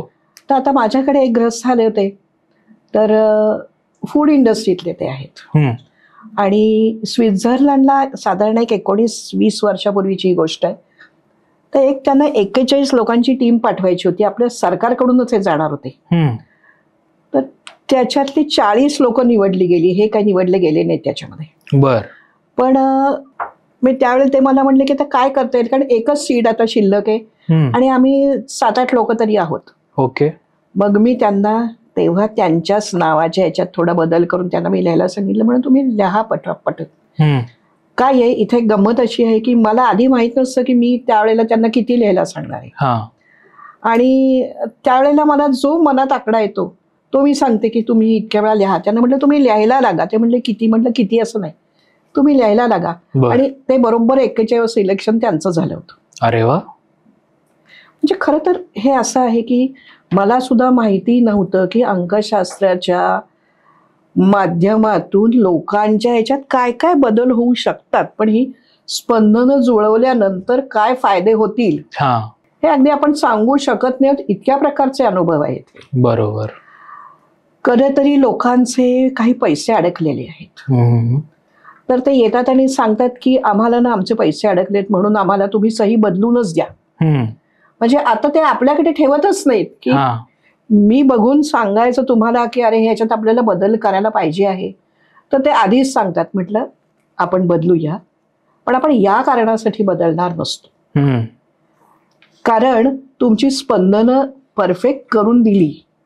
कसं इथे की जसं आपण म्हणतो की बिझनेसच्या बाबतीत किंवा दुसऱ्या कुठच्या बाबतीमध्ये स्पंदनं जुळवणं, कुठल्या व्यक्तीशी तुमचं कसं जमेल हे जसं असतं, तसं तुमच्या सहीला पण काही स्पंदन आहेत. बर. जसं आपण मगाशी बोललो की 24 तुम्हाला सरकार दरबारीहून तुम्हाला मदत तिथे मिळते. बर. किंवा उच्च पदस्थ लोकांचं सहकार्य तुम्हाला मिळतं. हे जसं 24ला आहे, तसे असे काही नंबर्स आहेत की ज्यांच्या प्रत्येकाचा वेगळा वेगळा अर्थ आहे. ओके. म्हणजे दुहेरी असेल तरी 25चा आहे, 40चा आहे, 50चा आहे, 108 पर्यंत तर क्लिअर कटच हे अर्थ सांगितलेले आहेत. ओके. आणि हे इतके वर्षापूर्वीचे आहे, ते आजही तंतोतंत ते बरोबर होत आहेत. अच्छा. त्यामुळे हे त्यांच्या जन्मतारखेला ही स्पंदनं जुळतात की नाही ह्याच्या बघून ते द्यायचं आहे. पण त्याच्यानंतर आपल्याला माहिती नाहीये की यांच्या आत्ताचं जे त्यांचं काही परिस्थिती जी आहे, बरं फक्तच पैशाच्या दृष्टीने तुम्ही परिस्थिती बघताय का? नाही. तुम्हाला बाकीच्या पण काही काही गोष्टी तुमच्या आयुष्यात सगळ्या आहेत. तर याच्यात ती स्पंदनं जुळवून दिल्यानंतर त्यांना कुठे कुठे फायदा होणार आहे हे आता आधी मी नसते ना सांगू शकत. बरोबर. त्यामुळे त्यांना मी सांगितली, हे मी तुम्हाला अशासाठी तुम्हाला मी ही बदल करून देते तुम्हाला, पण फक्त याच्यासाठी नाही, तुमचं सर्व ओव्हरऑल चांगलं व्हावं. कारण कुठेतरी आत्ताची जी सही आपल्याला दिसतीये, तर त्याच्यात तुम्हाला कुठेतरी जाणवते ना की अरे हे इथे मला जे सगळं स्मूथ सेलिंग व्हायला पाहिजे तसं नाहीये. ओके. याचा अर्थ तुम्ही जो रस्ता चालताय त्या रस्त्यामध्ये खाच खळगे आहेत. बर. आणि मी तुम्हाला जे बदलून देणार आहे, तर मी तुम्हाला असं सांगणार आहे, हा टार रोड आहे, चालायचंय तुम्हालाच आहे. करेक्ट. त्यामुळे मी जे सांगितलं तुम्हाला लिहा, तुम्ही ते लिहायचं. बर. लिहिल्यानंतर तुम्हाला फरक पडणार आहे त्याच्यामध्ये, पण काय पडेल किंवा काय काय पडेल हे मी आता पहिल्याच मिनिटाला नाही सांगू शकत आहे. बरोबर. परत जे आपण 100% नाही सांगू शकत त्याचा क्लेम का करायचं? करेक्ट. करेक्ट. तर त्यांना त्यावेळेला मला जो काही आकडा सांगितला होता, मला डोक्यात आला होता, ते मी त्यांना सांगितलं लिहायला, आणि ते लिहायला लागले. लिहायला लागल्यानंतर ते म्हणले, म्हणजे मित्रालाच पैसे दिले होते, तो आता ते पैसे परत देत नाहीये, आणखीन तो फोन पण घेत नाहीये. बरं अमाऊंट काय ते त्यांनी तोपर्यंत मला सांगितलीच नव्हती. ठीक आहे तुम्ही द्यायला तर लागा, बघूया काय काय फरक पडतोय आपण ते. आणि एक दिवस त्यांचा, मी मुंबईला गेले असताना त्यांचा अचानक मला फोन आला की मला मॅडम ना तुमच्याशी आता बोलायचंच आहे. बर. म्हटलं मी रात्री येते परत, तुम्ही या उद्या ऑफिसला आपण बोलूया. नाही मला आत्ताच सांगायचं आहे. तर म्हणले माझे सगळे पैसे एका चेकने आले. वा. मी म्हटलं मग आता अमाऊंट सांगता मला, तर 17 लाख होती ती अमाऊंट. बापरे. म्हणजे असे अनुभव आहेत. आणखीन एका कंपनीचं CEO, त्यांनी तर मला हे सांगितलंच नव्हतं, ओव्हरऑल ग्रोथसाठीच ते आले होते. त्यांचंही मी बघितल्यानंतर मला लक्षात आलं की तो जो नंबर आहे, आता सही म्हणजे नंबरच आहे, तो त्यांच्या जन्मतारखेला मॅच नाही होत आहे किंवा ती स्पंदनं नाही जुळत आहेत. ओके. तर मी त्यांना करून दिल्यानंतर मग त्यांना जरा काही वेळ लागला ते मी सांगितलेला तितका नंबर पुरा करायला. पण ते झाल्यानंतर त्यांचा फोन आला की माझे पैसे होते कंपनीत, ते माझे पैसे आले, ते 20 लाख होते. बापरे. म्हणजे असे अनुभवही आहेतच. पण हे अनेक वर्षाचे साठलेले अनुभव आहेत. ते तर मला माहीतही नव्हतं की त्यांचे एवढे पैसे तिथे आहेत, कारण आमच्या बोलण्यात कधी तो विषय नाही. पण ओव्हरऑल त्यांना जो फायदा होत गेला, त्यांना ज्या संधी पुढे मिळत गेल्या, त्या संधींच्या प्रमाणे हे पण एक झालं. बरं हे म्हणजे एक एक गोष्ट अशी पुढे पुढे होत जाते. बर. कारण हे पण झालं. आता ही साधारण माझ्याकडे एक 22-23 वर्षापूर्वी एक मुलगी आली होती आणि तिची तेव्हा नोकरी गेली होती, कारण त्यांची कंपनी बंद पडली. तर म्हणली की तुम्ही हे देताय का मला बदलून? मी बघितलं, मी तिला म्हटलं अगं आपल्याला तुझं आतापर्यंत तुझ्याकडे जे काय तुझी गुणवत्ता आहे ती कधी अजून वापरलीच गेली नाहीये पूर्ण, तर तसं आपण करूया. मग तिला दिली बदलून. त्याच्यानंतर ती लिहित गेली आणि आजपर्यंत मी तुम्हाला सांगते तिच्या जन्मतारखेतल्या सगळ्या पॉझिटिव्ह गोष्टी बाहेर पडत गेल्या. म्हणजे सुरुवातीला तर तिचं एक ठराविक ते तितकं लिहून झाल्यानंतर तिला 3 नोकऱ्यांची संधी आली. आता ही गोष्ट असेल 2004ची वगैरे गोष्ट आहे ही. ओके. तर 2 ठिकाणी 10,000 पगार होता, एका ठिकाणी 13,000 होता. 13,000 वाल्यांनी सांगितलं की तुम्ही पुढे जर काही शिकलात तर आम्ही तुम्हाला तेवढं सपोर्ट करू शकू नाही किंवा माहित नाही आम्हाला. ओके. म्हणून तिने ते बाजूला ठेवलं. दुसऱ्या 2 होत्या, त्याच्यातली म्हणजे पुण्यातली कंपनी होती ती तिने ठरवलं की ही आपण घ्यायची. बर. मग त्याच्यात तिला झाल्यानंतर ती अशा ह्याच्यात की आपल्याला नोकरी नव्हती, कमीत कमी आता नोकरी आपल्याला मिळाली आणि आपण दुसऱ्या कोणावर अवलंबून नाही होत. बर. ते झालं. ते तर झालंच. त्याच्यानंतर त्या बरं लिहायचं थांबायचं नसतं, कारण मी तुमचंच नाव देते तुम्हाला लिहायचा. तो एक जप आहे तुमच्यासाठी, फक्त लिहून करायचा आहे. करेक्ट. आणि त्याच्यानंतर मग तिला ती कविता करायला लागली. हा. पहिल्यांदा मराठीत, मग इंग्लिशमध्ये. हा. आणि आमच्या बोलण्याची जी सुरुवात व्हायची, आता 2004 पासून पण तिचा माझा रेग्युलर फोन असतो. ओके. कारण बहुतेक सगळ्या लोकांशी माझे कॉन्टॅक्ट असतात. वा. तर इंग्लिश झाल्यानंतर मग हिंदी पण. आणि सुरुवातीला तिचं जे तिच्यातल्या ज्या गोष्टी पॉझिटिव्ह सगळ्या बाहेर पडायला लागल्या, तर तिचं एक ई-बुक पब्लिश झालं. कॅनेडियन पब्लिशरनी ते पब्लिश केलं. बर. तर त्याच्यात तिच्या पुस्तकाचं टायटल असं होतं की 9 अँड माइन. ओके. मी तिला म्हटलं की न्यूमरॉलॉजी प्रमाणे बदल करूया, 9 अँड 9 चालेल का? अच्छा, उलट. ते म्हणणे चालेल. तर म्हणजे 9 स्त्रिया तिच्या आयुष्यातल्या ज्यांनी तिच्या आयुष्यावरती प्रभाव टाकला किंवा प्रकाश टाकला आहे आणि तिला इन्स्पायर केलं त्याच्यासाठी. तर त्याच्यात मेंटॉर म्हणून तिने माझं नाव टाकलं. बर. वा. आता यालाही अनेक वर्ष होऊन गेली, पण छान छान अनुभव याच्यातले आहेत ते. त्याच्यानंतर तिने हिंदी कविता म्हणा, ते गझल म्हणा, अलाहाबादच्या एका माणसाने ते तिचं पुस्तक पब्लिश केलं. ओके. म्हणजे आता हे फक्त भारतात नाही तर बाहेर सुद्धा ते वाचलं जात आहे त्याच्यावरती. म्हणजे ही संधी तिला मिळाली. त्याच्यानंतर सिक्रेट जे पुस्तक आहे, जे तुम्ही व्हिज्युअलाइज करता आणि तुम्हाला एखादी ती तुमच्या सॉर्ट ऑफ मॅनिफेस्टेशनचा प्रकार आहे, तर ते तिच्या सेक्शनसाठी तिने केलं. बर. आणि मॅनेजमेंटला तिने दाखवून दिलं की हे केल्यानंतर आपल्याला आपलं प्रोडक्शन किती वाढतंय. म्हणजे जेव्हा तुम्हाला ती स्पंदनं परफेक्ट जुळवून दिली जातात तेव्हा तुमच्या प्रयत्नांना मिळणारं यश कसं आहे. करेक्ट. हे आपल्याला तिथे लक्षात येतं.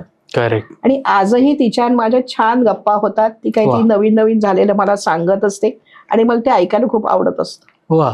वा. आता ह्याच्यात अजूनही अशा काही गोष्टी आहेत की फक्त त्या व्यक्तीच्या सहीतलाच बदल आहे असं नाही, तर बिझनेसचं नाव सुद्धा. अच्छा. आता याच्यातलं तुम्हाला एक अनुभव सांगते की आम्ही काय एक ग्रुप आम्ही गेलो होतो ट्रिपला गोव्याला. तिथे गेल्यानंतर आम्ही जिथे लंचला गेलो तर आता अनावधानाने ते नाव असतं ते माझं त्याचे कॅल्क्युलेशन्स व्हायला लागतात. ते बघितलं मी आणि मी तिथे आमच्या बरोबर जे होते त्यांना म्हटलं तुम्ही इथे आणलंयत ना, हे नाव सांगताय की इथे एक समस्या अनेक वर्ष ठाण मांडू नये. तर म्हणले हो का, विचारूया. म्हटलं असं कसं एकदम विचारणार. थोडे नाही हो, तो मित्र आहे माझा. बर. त्यांनी विचारलं की या असं असं म्हणतायत आमच्या वहिनी, तर काय येतो. म्हटलं 20 वर्ष कोर्ट केस चालू आहे. बापरे. फक्त नावावरनं. हा जो म्हणते ना मी अंकशास्त्रातला जो वेगळा भाग आहे तो मला अंकशास्त्रामध्ये खिळवून ठेवतोय की इथे आपण काम करायला पाहिजे. बरं, कुंडली वगैरे सारख्या विषयात अभ्यास झालाय, ह्याच्यात झाला नाहीये, तर मग ज्यांना आवड आहे त्यांनी करावा ना. बरोबर. बरं, हा एक हे झालं.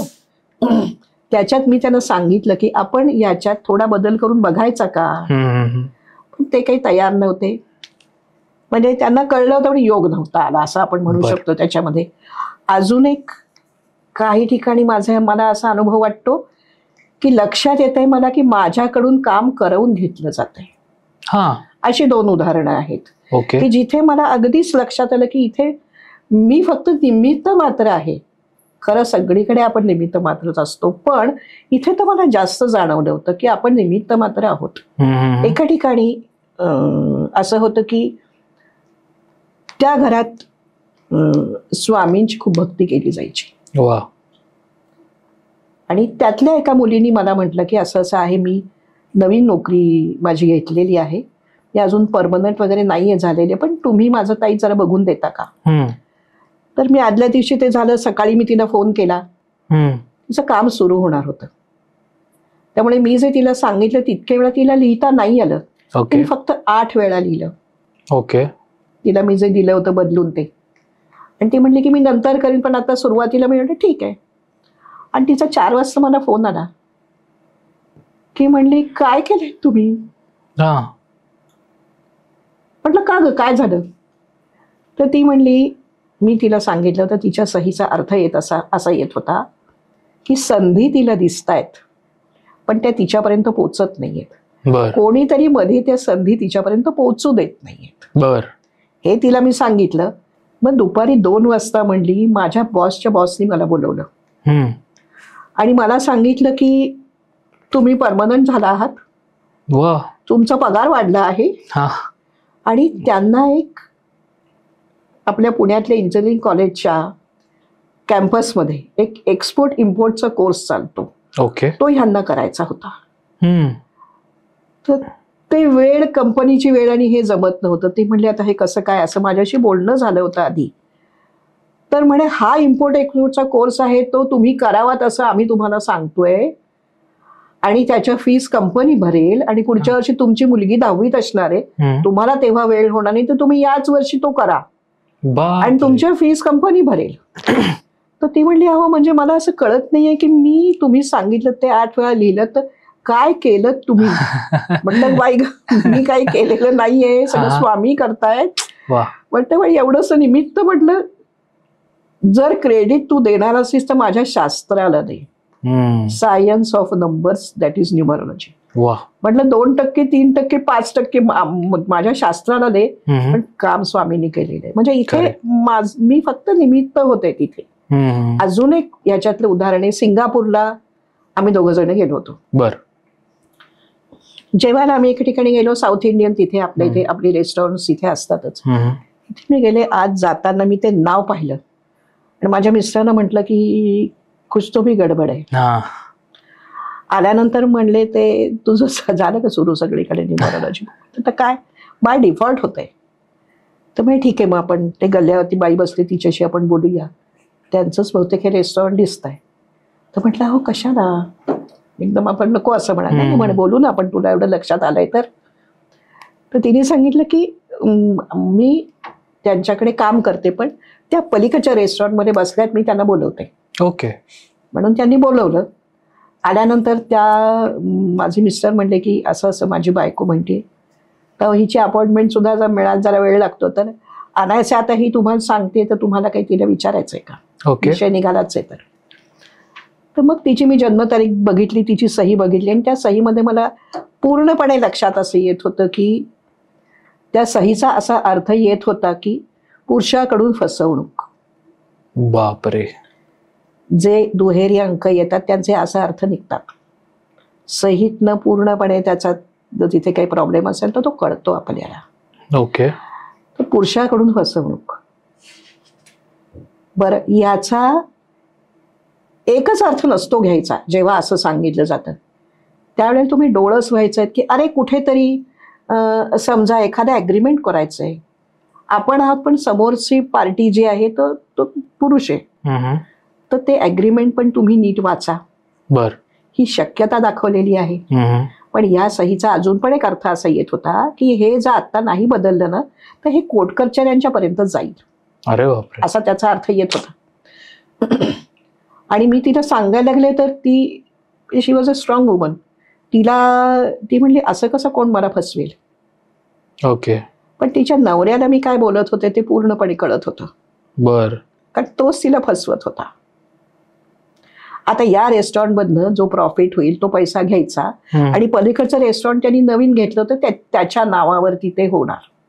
आता हिचा पैसा त्याच्या नावावरती रेस्टॉरंट कसं होणार आहे, म्हणजे सिंगापूरचे इन्कम टॅक्स काय वेगळं सांगत नसेल ना. हा खरंय. हा? मी तिला सांगायचा प्रयत्न करत होते की हे इथे जरा लक्ष ठेव, इथे काहीतरी आपल्याला बघण्याची गरज आहे. पण ते तिला मान्य नाही झालं. बाय दॅट टाइम मी तिला माझं कार्ड दिलं होतं, त्याच्यावरती माझा ईमेल आयडी वगैरे होता. आणि मग ती मला म्हणली की आता तुम्ही हे मला करून दिलं तर फीस काय तुमची. ओके. तर म्हटलं इथे मी होऊन आले ना तुमच्याकडे, तुम्ही माझ्याकडे आला नाही की मला हे करून द्या म्हणून. इथे माझी पैशाची काही अपेक्षा नाहीये तुमच्याकडून. आणि तेव्हा मला लक्षात येत होतं की तिची काहीतरी भक्ती असेल कुठेतरी. ती इतकी स्ट्रॉंग बिल्ड होती, तिने कोणाचं काय ऐकावं. तर अशी कोणतरी व्यक्ती की ज्या व्यक्तीने ह्या फील्डमध्ये बरंच काम केलंय, तर कदाचित त्या व्यक्तीचं ती ऐकेल म्हणून माझी तिथे योजना झालेली. बर. आणि मी सांगितलं, मी म्हटलं खरंच माझी काही अपेक्षा नाहीये. नाही तुम्ही काहीतरी घ्यायलाच पाहिजेत, कारण की मला फुकट घेणं आवडत नाही. मग मी दिलाय मोठा आकडा सांगून. तर म्हणली हे जास्त होत आहेत. अरे मी काहीच म्हणत नाहीये. तर म्हणली काय डिस्काउंट देता का. म्हटलं हो देते डिस्काउंट. मग आम्ही बाहेर पडता पडता मी तिला म्हटलं हो देते ना डिस्काउंट तुम्हाला. मग किती देताय म्हटलं दिला 100%. ओके. आणि तिथून बाहेर पडले फक्त माझ्या मिस्टरांना म्हटलं की आपण आता 8 दिवस आहोत ना, या रेस्टॉरंटमध्ये परत यायचं नाही आपण. हा, कारण का एक तर तिचा विश्वास नाही, मी सांगते ते ठीक आहे, तिच्या दृष्टिकोनातनं ते असेल तर ठीक आहे, तो विषय माझ्यासाठी तिथे संपला. पण इथे इंडियात आल्यानंतर माझ्या मेलवरती मेल सारखी की मॅडम तुमच्या फीस कुठे पाठवू. ओके. मग मी फोन केला तर म्हणली त्या नवीन रेस्टॉरंटमध्ये आग लागली आणि एक माणूस फार वाईट पद्धतीने भाजला तिथे जळाला. तर आता ते कोर्टाकडे जाणारच होतं प्रकरण. म्हणजे इथे फक्त योजना होती हो माझी. करेक्ट. पण म्हणजे हे उदाहरण असं होतं की दैव देतं आणि कर्म देतं अशा ह्याच्यातले. असेही अनुभव येतात, खूपच अनुभव येत आहेत त्याच्यातले. बरोबर. बरं, आता बिझनेसच्या नावामध्ये फरक केलेला अगदी सुरुवातीच्या काळामध्ये. तिचं एकीचं ब्युटी पार्लर आहे, तिचं मी तिचीही सही बदलली होती आणि ते जे तिचं नाव होतं त्या नावातही थोडासा मी बदल केला होता. ओके. बरं, ह्याच्यामध्ये काय मी ग्रॅफॉलॉजी पण शिकली आहे. बर. मिलिंद राजोरे सरांच्याकडे. बर. तर ते ग्रॅफॉलॉजीतले म्हणजे मास्टर्स मध्ये जातात, त्यांच्याकडे शिकायची संधी मिळाली मला, मी ते शिकले होते. त्याचाही मी इकडे वापर करते की आपल्याला इथे जे जे शक्य आहे ते आपण करायचं आहे ना, की इतरांना फायदा होईल असं आपण काम केलंच पाहिजे. करेक्ट. जे आपल्या समोर येईल ते आपलं 100% देऊन काम करणे. करेक्ट. ही आपल्याला पद्धत. एक जण माझ्याकडे आली होती की जिला असं वाटत होतं की ती कस्टमरची वाट बघत राहते आणि म्हणजे मी कस्टमरची वाट बघत राहते आणि माझ्याकडे कस्टमर येत नाहीये, तर घरीच पार्लर एका रूममध्ये केलेलं आहे, तर तुम्ही काय याच्यात मॅडम बघू शकता का. मी ते बघितलं, जे जरुरी होतं ते तिच्या स्पेलिंगमध्ये बदल केला आणि तिला इथे मी एक यंत्र दिलं होतं. बर. यंत्र अंकशास्त्रामध्ये 3x3च्या चौकोनात वेगवेगळ्या पद्धतीने अंक लिहिले जातात. त्याच्यात ती वेगवेगळी यंत्र असतात. प्रत्येक ग्रहाचं एक यंत्र असतं, म्हणजे प्रत्येक नंबरचं एक यंत्र आहे. ओके. तर तसं मी तिला यंत्र दिलं होतं. ओके. आणि मी तिला म्हटलं होतं की हे यंत्र तू तुझ्याकडे ठेव आणि हे जर आपल्याला खूप पॉझिटिव्ह लक्षात आलं तर आपण ह्याची अंगठी बनवून घेऊ आणि ती त्या ठराविक बोटात मी तुला घालायला सांगेन. बर. तर जसं सांगितलं तशी ती लिहायला लागली. आणि आधी म्हणजे हे तिचे शब्द आहेत की तिची 2,000 तिला रुपये मिळायचे, ही पण 2003ची वगैरेच गोष्ट आहे. ओके. तर 3 महिन्यात ती म्हणली की मॅडम 20,000 मला मिळायला लागले. वा. आणि जे तिला मी यंत्र दिलं होतं ते तिला इतकं लाभलं की त्याची तिने अंगठी बनवून घेतली. मी तिला रवी यंत्र दिलं होतं आणि रवीच्याच बोटात मी तिला ते घालायला सांगितलं. बर. आणि ठराविक तिथीला, ठराविक ह्याच्याप्रमाणे किंवा तारखेप्रमाणे जे योग्य ठरेल त्याप्रमाणे तिला मी सांगितलं होतं की या वेळामध्ये तू ती अंगठी घाल तुझ्या बोटामध्ये. तर हेअर कटच्या साठी आणि फेशियलच्या साठी तर तिचं इतकं नाव झालं ते म्हणले की मॅडम हैदराबादहून सुद्धा काही काही लोक येतात, ज्या बायका येतात किंवा आणि कुठून, त्या पुण्यात आलं की माझ्याकडूनच करून घेतात काम. वा. म्हणजे कुठे कुठे अंगश काम काम करताय करेल. का सगळं. स्पंदनं जुळवली की काय होईल, किती चांगल्या प्रकारे हे आपल्याला दिसतंय. अगदी. पण याच्यामध्ये आणखीन एक आहे की बा जसं हे बिझनेसच्या नावाचं झालं, हम्म. सहीतल्या बदलाच्या ह्याच्यात सुद्धा जे आपण म्हणतो की ज्या वेळेला व्यक्ती येते आणि त्यांना असं दिसत असते की काहीतरी मला ह्याच्यामध्ये थोडा जे पाहिजे तो फरक माझ्या ह्याच्यात होत नाहीये. हम्म. चक दे इंडिया याच्यामध्ये एका रोलसाठी काही मुलींचे ऑडिशन झाली होती. हम्म. त्याच्यानंतर 2 मुलीतनं एक निवडायची ठरली होती. बर. तर ह्या मुलीचं सिलेक्शन नाही झालं जी माझ्याकडे आली होती. बर. त्याच्यानंतर आणखीन पण एका कॉस्मेटिकच्या ऍडसाठी असं झालं की तिचं सिलेक्शन नाही झालं. बर. मग ती आली माझ्याकडे की अरे हे दरवेळेला असं का होतं. तर म्हटलं अगं आपल्याला ह्याच्यात थोडा बदल करायला लागणार आहे, कारण ती स्पंदनं जुळत नाहीयेत. बरोबर. ते करून दिल्यानंतर साधारण 30-31 तिचं वय होतं. तर आता याच्यासाठी काम होतं असं नाही, पण त्या व्यक्तीसाठी जे योग्य आहे हम्म. ते कसं घडतं. हम्म. तर ते ती करायला लागल्यानंतर इतकं चांगलं स्थळ आलं की तिने पटकन लग्न केलं. अरे बापरे. बर. हे तिचा तसा फायदा झाला. हा, हा. पण आपण पॉझिटिव्ह काम केलंय, हा. आपला उद्देश चांगला आहे, तर त्या व्यक्तीच्या आयुष्यात जे गरज असेल, हम्म. ते जो परमात्मा जे ठरवत असेल त्याप्रमाणे तो करत असेल ना करत काम. ते Correct. तशी झालेली आहेत. आता ह्याच्यात आणखीन कुठल्या भागातलं तुम्हाला उदाहरण हवंय? हा, हा. आता उदाहरण तर घेऊच यात, पण अर्थात मला असं वाटतं की एक प्रेक्षकांना प्रश्न पडला असेल. आपण तुमच्या इथे समजा कोणी आलं तर प्रत्येक व्यक्तीची सही म्हणा किंवा काय म्हणतात न्यूमरोलॉजी म्हणा ही चेंज होतेच का, की काही असे रेडीमेड लोक असतात की यांची सही पण योग्य आहे, नाव पण योग्य आहेत? सही प्रत्येकाचीच बदलायची गरज पडते असं नाहीये. बर. कुणीतरी म्हणजे काही लोक अशी आलेली आहेत की त्यांचं परफेक्टच आहे. बर. आणि हे त्यांनी त्यांच्या पासपोर्टवरती हे नाव दिलंय, त्यांच्या जन्मतारखेच्या स्पंदनांच्या प्रमाणे जर ताडून बघितलं तर मी जे काम करून देईन ते ऑलरेडी तिथे आहेच. हा. आणि मग आपल्याला लक्षात येतं की अरे यांना काही गरजच पडलेली नाहीये आपल्याला, की इथे काही, मग इथे बदलायची गरज नाहीये. बर. मग तुम्ही इथे त्यांना काय सांगू शकता, तर काही रंग तुम्ही कुठचे वापरा. बर. बर. म्हणजे जे कदाचित उपायांच्या मधलं हे भाग आहे, हे रंग कुठचे वापरा. बर. कुठचं ठराविक प्रत्येक दिवसाची काही टायमिंग अशी आहेत का की ज्याच्यामध्ये तुम्ही जर का काम केलं तर ते तुमच्या बाजूने होण्याची शक्यता वाढतीये. शक्यता म्हणते मी. बर. शेवटी तुम्ही जे बोलणार आहात त्याच्यावरच तुमचं ठरणार आहे काय ते. हे नुसतंच काही असं नाहीये की आपण सहीच बदलतो, आल्यानंतर गरजच असेल तर आपण बदलणार. अच्छा. पण याच्यामध्ये समुपदेशन पण आहे, काउन्सिलिंग. आणि कटक सरांनी मेन शिकवलेला भाग असा आहे की हे एक सोशल वर्क पण आहे. तुमच्याकडे एखादी व्यक्ती ज्या वेळेला येते, असंच कोणी तुमच्याकडे येणार नाहीये, काहीतरी त्यांना प्रॉब्लेम असेल तर तुमच्याकडे येणार आहे. अगदी बरोबर. जाताना त्या माणसाची परिस्थिती आला त्यापेक्षा जास्त चांगली होऊन तो बाहेर पडला पाहिजे. वा. हे सोशल वर्क तुम्हाला, हे याच्यातलं पण सोशल वर्क आहे. बरं, त्याच्यात त्यांनी हे पण बघायचं असतं आम्ही की बॉडी लँग्वेज काय आहे त्यांची, ओके, येताना कसे येत आहेत. हा भाग बराचसा पामिस्ट्रीतला शिकवलेला असतो, पण तो इथे पण उपयोग करायचा असतो आपण. करेक्ट. ती व्यक्ती कशी येते, ती कशी बसतीये. हे समजा त्यांनी खिशात हात ठेवलेले आहेत, त्यांना ते बाहेर काढायचे नाहीयेत, याचा अर्थ त्यांना सगळ्या गोष्टी आपल्याला क्लिअर सांगायच्या नाहीयेत. बर. किंवा एखादी व्यक्ती येते आणि ती म्हणते की विचारा ना काय पाहिजे, म्हणजे मोकळेपणाने ह्या व्यक्तीला आपल्याशी बोलायचंय. बर. बर. आपल्याशी डोळ्याला डोळा देऊन ती व्यक्ती नाही बोलत आहे तर यांची कॉन्फिडन्स लेवल थोडी कमी आहे का. ओके. का ह्यांना असं वाटतं की कोणी आपल्याला सल्ला दिला तुम्ही घेणार नाहीये किंवा मला सगळं नाहीये सांगा, असंही असू शकतं.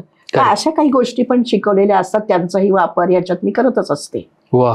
आता अजून जर आणखीन एखादं उदाहरण बघायचं तर ज्या ठिकाणी कधीतरी असं होतं की आपली परीक्षा बघायला कोणतरी येतं की अरे हे एवढं म्हणतायत, अंकशास्त्राची एवढी प्रॅक्टिस करतायत, तर खरंच बघूया हे काय आहे याच्यामध्ये. बर. तर एक जण आले होते बांधकाम व्यावसायिक, आणि त्यांच्याबरोबर त्यांच्या घरातले सिनियर कोणतरी काका मामा कोणतरी बरोबर आले होते. आल्यानंतर त्यांनी मला ते दाखवलं, त्याच्याप्रमाणे मी बघितलं. त्यांची जन्मतारीख बघितल्यानंतर मला काही गोष्टी जरा मला खटकत होत्या, की पण ते शंका स्वरूपात होतं. मग ते बोलत असताना त्यांच्या हाताकडे माझं लक्ष गेलं. ओके. आणि हातावरच्या काही 1-2 रेघा मला स्पष्ट दिसल्या, की ज्या एकसारखीच दुसरी रेघ आहे, ती जेवढी ही ठळक आहे तेवढीच दुसरी पण ठळक आहे. पण मला लक्षात आलं की काहीतरी म्हणजे घरी बायकोला जेवढं महत्व देतात तेवढंच बाहेर कोणाला तरी महत्व यांच्याकडनं दिलं जाते. पण आपल्याला काही तो सल्ला विचारायला कोणी आलं नाही, आपण त्याच्यावर कशाला बोला. त्यांच्यावर त्यांचे ते काका का मामा कोण जे आले होते ते एकही शब्द बोलत नव्हते. बर. कदाचित ते बघायला आले असतील की ह्यांना काय समजतंय का, किंवा त्यांच्या शास्त्रात याच्यातलं काही आहे का. मग जेव्हा त्यांना मी सांगितलं तर ते म्हणले की काय होतं माहितीये का, शिल्लक नाही माझी काही राहते, मला पुढे काय करायचं मला बरकत नाही येत आहे. बर. तर मी म्हटलं की तुम्ही लिहायला तर लागा, काय काय बदल होतो तर बघूया आपण. तुम्ही जसं लिहाल, कारण काय आहे की ज्या वेळेला आपण करतो तर पहिली सही तुम्हाला जी तुमच्यासाठी योग्य नाहीये, आता हीच जर तुमच्याकडे तुम्ही आतापर्यंत हे करत आलाय तर ही पॉझिटिव्ह गोष्ट साठवली गेलेली नाहीये. करेक्ट. आता आपल्याला याच्यात बदल करायचा आहे, म्हणजे जी आपल्याला पॉझिटिव्ह गोष्ट वाढवायला पाहिजे, जी आपल्याला आपल्या स्पंदनांच्या प्रमाणे योग्य आहे ते आपण वाढवायचं, ते जेव्हा तितकं जास्त व्हायला लागेल त्याप्रमाणे तुम्हाला त्याचे रिझल्ट दिसणार आहेत. हळूहळू तुम्हाला ते रिझल्ट दिसत जातील. बर. पण म्हणजे काहीतरी प्रयत्न करून तुम्हाला त्याच्यामध्ये पाहिलं पाहिजे ना.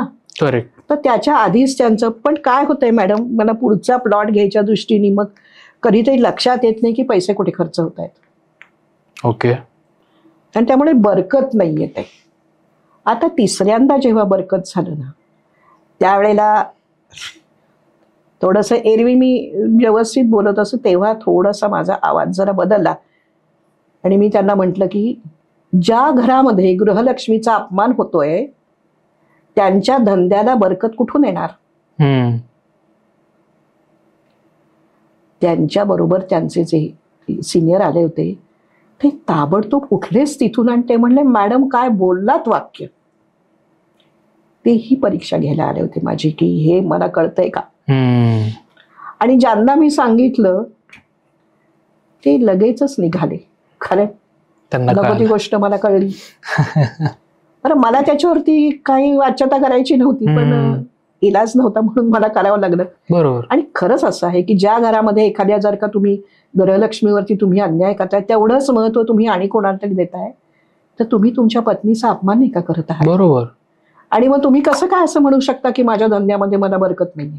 अगदी बरोबर. सुधारा ना असं. बरं, त्याच्यानंतर अशी काही उदाहरणं आहेत, आपण आधीच्या ह्याच्यात म्हणतो की देशांपर्यंत गेलेलं असतं. बर. तर माझ्याकडे एक CFP झालेले गृहस्थ आले, ही 2012ची गोष्ट आहे. आणि त्याच्यात ते मला सांगायला होते की शेअर मार्केट कसं आहे, काय आहे, काय करा तुम्ही. तर शेअर्स वगैरे काय ते तर मी कॉमर्सची स्टुडंट, MCOM असल्यामुळे मला कल्पना होती. पण ते मला सांगायला आले आणि त्यावेळेला न्यूमरोलॉजीचा विषय निघाला की बघ हा विषय काय आहे. तर मी सांगितलं त्यांना आपला विषय काय आहे ते. तर ते म्हणले मग माझं बघता का तुम्ही. बर. ते बघितलं तर मला असं लक्षात आलं की अरे यांना ना उशीर होतोय प्रत्येक गोष्टीत. ओके. ते त्या साईमध्ये कळतं की उशीर आहे. तर आता हे आपल्याला परफेक्ट करून द्यायचंय. ते करून दिल्यानंतर त्यांना म्हटलं तुम्ही करायला लागा, लिहायला लागा.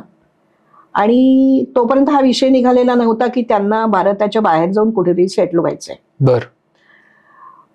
पण काय झालं, काही सह्या झाल्यानंतर न त्यांच्या ऑनलाईन एक्झाम्स ज्या होत्या, ज्या आतापर्यंत थ्रू झाल्या नव्हत्या त्या थ्रू झाल्या. 2 एक्झाम्स. आणि मग ते आले मला की खुशीतच आले एकदम की मॅडम हे कसं झालं. हे न्यूमरोलॉजी असं काम करतं, अंकशास्त्राचे वैशिष्ट्य आहे. मग म्हणले मग आता तुम्हाला मी सांगतो की मला मला बाहेर सेटल व्हायचंय. मग त्यांनी जे देश काढले होते, मला जे दिले होते त्याचं मी 1, 2, 3 करून दिलं तर ऑस्ट्रेलिया नंबर 1 वर आलं. ओके. मग आम्ही असं ठरवलं की ऑस्ट्रेलियासाठी प्रयत्न करायचा. बर ती ऍक्च्युली त्यांना जी दिलेली होती सहीची स्पंदनं आणि ऑस्ट्रेलियाची स्पंदनं जुळतच होती. बर त्यांना संधी मिळाली तिथे. बरं, कसं आहे की नोकरी नाही, त्याच वेळेला त्यांच्या बायकोचं पण मी केलं आणि मुलाचं पण मी करून दिलं. सगळी स्पंदनं एकमेकांना मॅच व्हायला हवीत ना, तशी करून दिली. बर त्याच्यानंतर ऑस्ट्रेलियामध्ये ते गेले. त्यांनी प्रत्येक मी सांगितलेली गोष्ट फॉलो केलेली आहे की वा. किती तारखेचं तिकीट काढू मॅडम, या तारखेचं काढू का. विश्वास बसल्यानंतर सगळ्या आपण सल्ला द्यायला बसलोच होत ना, Correct. आपण चांगलं होण्यासाठीच काम करतोय. हे करेक्ट. ते ऑस्ट्रेलियामध्ये गेले. त्यांच्याकडे नोकरी नाहीये पण त्यांना पीटी मिळालं, म्हणजे परमनंट ट्रान्सफर. बर ऑस्ट्रेलियात पद्धत अशी आहे की तुम्हाला पीटीचं मिळालं तर तुम्हाला नोकरी नसेल तर तुम्हाला काहीतरी एक ठराविक रक्कम सरकारकडनं मिळते. ओके. म्हणजे नोकरी नाही, पीटी मिळालंय, तिथे राहण्यासाठी त्यांना ते पैसे मिळत आहेत. बरोबर. माणूस एवढा हुशार होता, लिहितच होते की आपण म्हणतो ना की पॉझिटिव्ह स्पंदनं वाढवा तुम्ही. जसजशी वाढतील तसं तुमच्यासाठी ज्या अडलेली कामं आहेत ती व्हायला लागतील तुमची. करेक्ट. आणि त्यांना अतिशय चांगली नोकरी लागली. पण मधली आता काही वर्ष आपण गाळूया हा आणि आत्ता सांगते त्यांची परिस्थिती काय आहे. बर ब्रिस्बेन मध्ये ही व्यक्ती सेटल्ड आहे वा. आणि पहिली महाराष्ट्रीयन व्यक्ती अशी की ज्यांचं तिथे मोटर ड्रायव्हिंग स्कूल आहे. ओके. अशी उदाहरणं आहेत वा. की वा. परदेशात जाऊन सेटल व्हायचंय तर असं झालेलं आहे आणि हा फायदा झालेला आहे आपल्याला. अशी खूप उदाहरणं आहेत त्याच्यामध्ये. बर की बर फक्त इथे काय केलं मी की इथे त्यांचं जसं मी काम केलं तसं त्यांच्या मिसेसचं पण केलं आणि मुलाचं हा. पण. सगळ्यांची स्पंदनं एकमेकांची जुळतील असं काम करून दिलं. करून दिलेलं. त्याच्यामुळे ते ऑस्ट्रेलिया जुळलं आणि अतिशय आनंदात आहेत ते. पण वा. अजूनही माझ्या कॉन्टॅक्टमध्ये असतात. बेस्ट. आता ही जी अंकशास्त्राची किंवा माझी पुष्पावचंदीची प्रॅक्टिस आहे ही आता आपल्या पार्लमेंटपर्यंत जाऊन माझी पोचलेलीच आहे. बर. म्हणजे आमदार, खासदार, मंत्री, गव्हर्नर इतक्या लोकांपर्यंत मी माझी कामं केलेली आहेत. बर. फक्त इथे आपल्याला माझ्या शास्त्राच्या ह्याच्याप्रमाणे जे सिक्रेसी आहे त्यांचं नाव जे आहे ते आपण नाही सांगू शकत. करेक्ट. पण इतक्यापर्यंत कामं केलेली आहेत आणि चांगला त्याच्यात रिझल्ट. फायदा आहे. आणि मी 25 वर्ष ह्या फील्डमध्ये काम करू शकते आहे. माझ्यापर्यंत लोक येतात आणि मला काम येत आहे तर ह्याचा फायदा दिसल्याशिवाय तो थोडा येतोय. अगदी बरोबर. अगदी बरोबर. म्हणजे ही अशी जी काही उदाहरणं आहेत त्याच्यामध्ये तुम्हाला आणखीन काही नातेसंबंध सुधारलेली असं पण काही उदाहरण सांगू का? चालेल, सांगा एखादं. म्हणजे इथे कसं आहे आता की आपल्याकडे एक जुनी पद्धत अशी होती की लग्न समजा झालं हा तर मुलीचं नाव बदलावं का बदलू नये किंवा असं एक होतं. ते नवऱ्याचं नाव ज्या अक्षराने सुरू आहे, समजा अ नी सुरू आहे तर बायकोचंही नाव अ नी ठेवतात. अशी आपल्याकडे जुनी पद्धत होती की दोघांचं एकमेकांशी छान जमावं. बरोबर. हा पण ही एक संधी असते मुलींच्या दृष्टीने सुद्धा की एखादं तुम्ही जेव्हा जन्म झाला तुमचा, तुमच्या आई वडिलांनी एखादं तुम्हाला नाव ठेवलंय, आवडतं ते आपल्याला, पण तरी कुठेतरी एखादं नाव तुम्हाला अगदी खास असं की अरे हे नवीन आहे तर समजा तसं तुम्हाला हे करून घ्यायचं आहे तर त्यावेळेला आपण चेक करू शकतो ना की अरे हे जुळतंय का. मग त्यावेळेला काम असं केलं जातं की त्या मुलाच्या स्पंदनांची आणि हिची स्पंदनं जुळली जातील असं, म्हणजे त्यांचे नातेसंबंध सुधारतात. अशी ही उदाहरणं आहेत. वा. अशी ठेवलेली.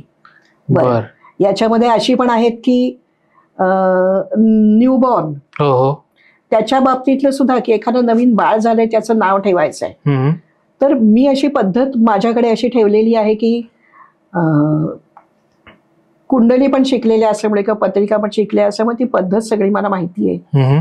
तर जी वेळ तुम्ही मला सांगाल त्या वेळेप्रमाणे तुमची काय रास येते, काय नक्षत्र येत आहे, त्याच्या प्रत्येक नक्षत्राचे 4 चरण आहेत, त्याच्याप्रमाणे कुठचं अक्षर येत आहे त्या बाळाला. बर.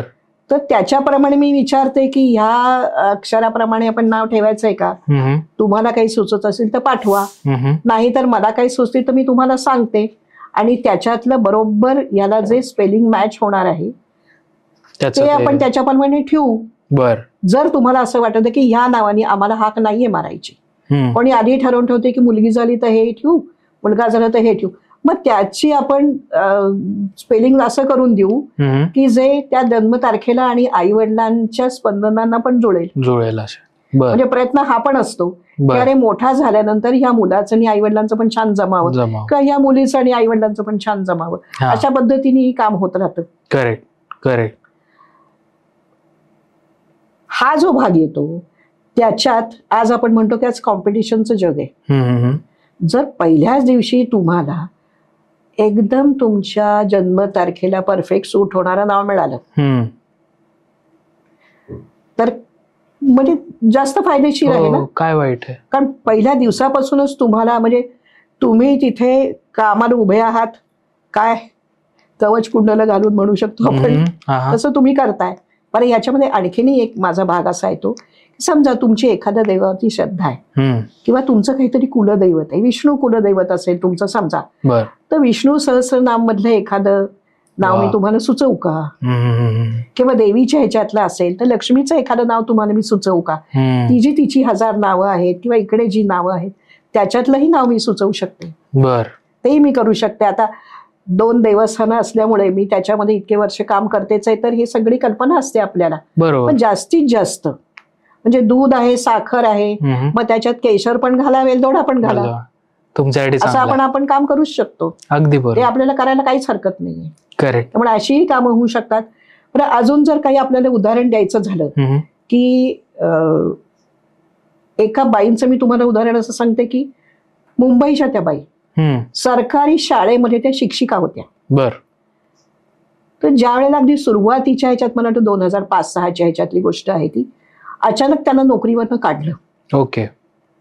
मग त्यांनी मला पत्र पाठवलं की असं असं आहे आणि मला नोकरीवरनं काढलंय. मी जी डिटेल्स त्यांना म्हटली होती, कारण काही दिवाळी अंकांच्या मध्ये पण माझे लेख यायचे, दुसऱ्या मासिकांमध्ये पण यायचे, त्याच्यावरून त्यांची जन्मतारीख आणि त्यांनी सही त्यांची मला पाठवली होती.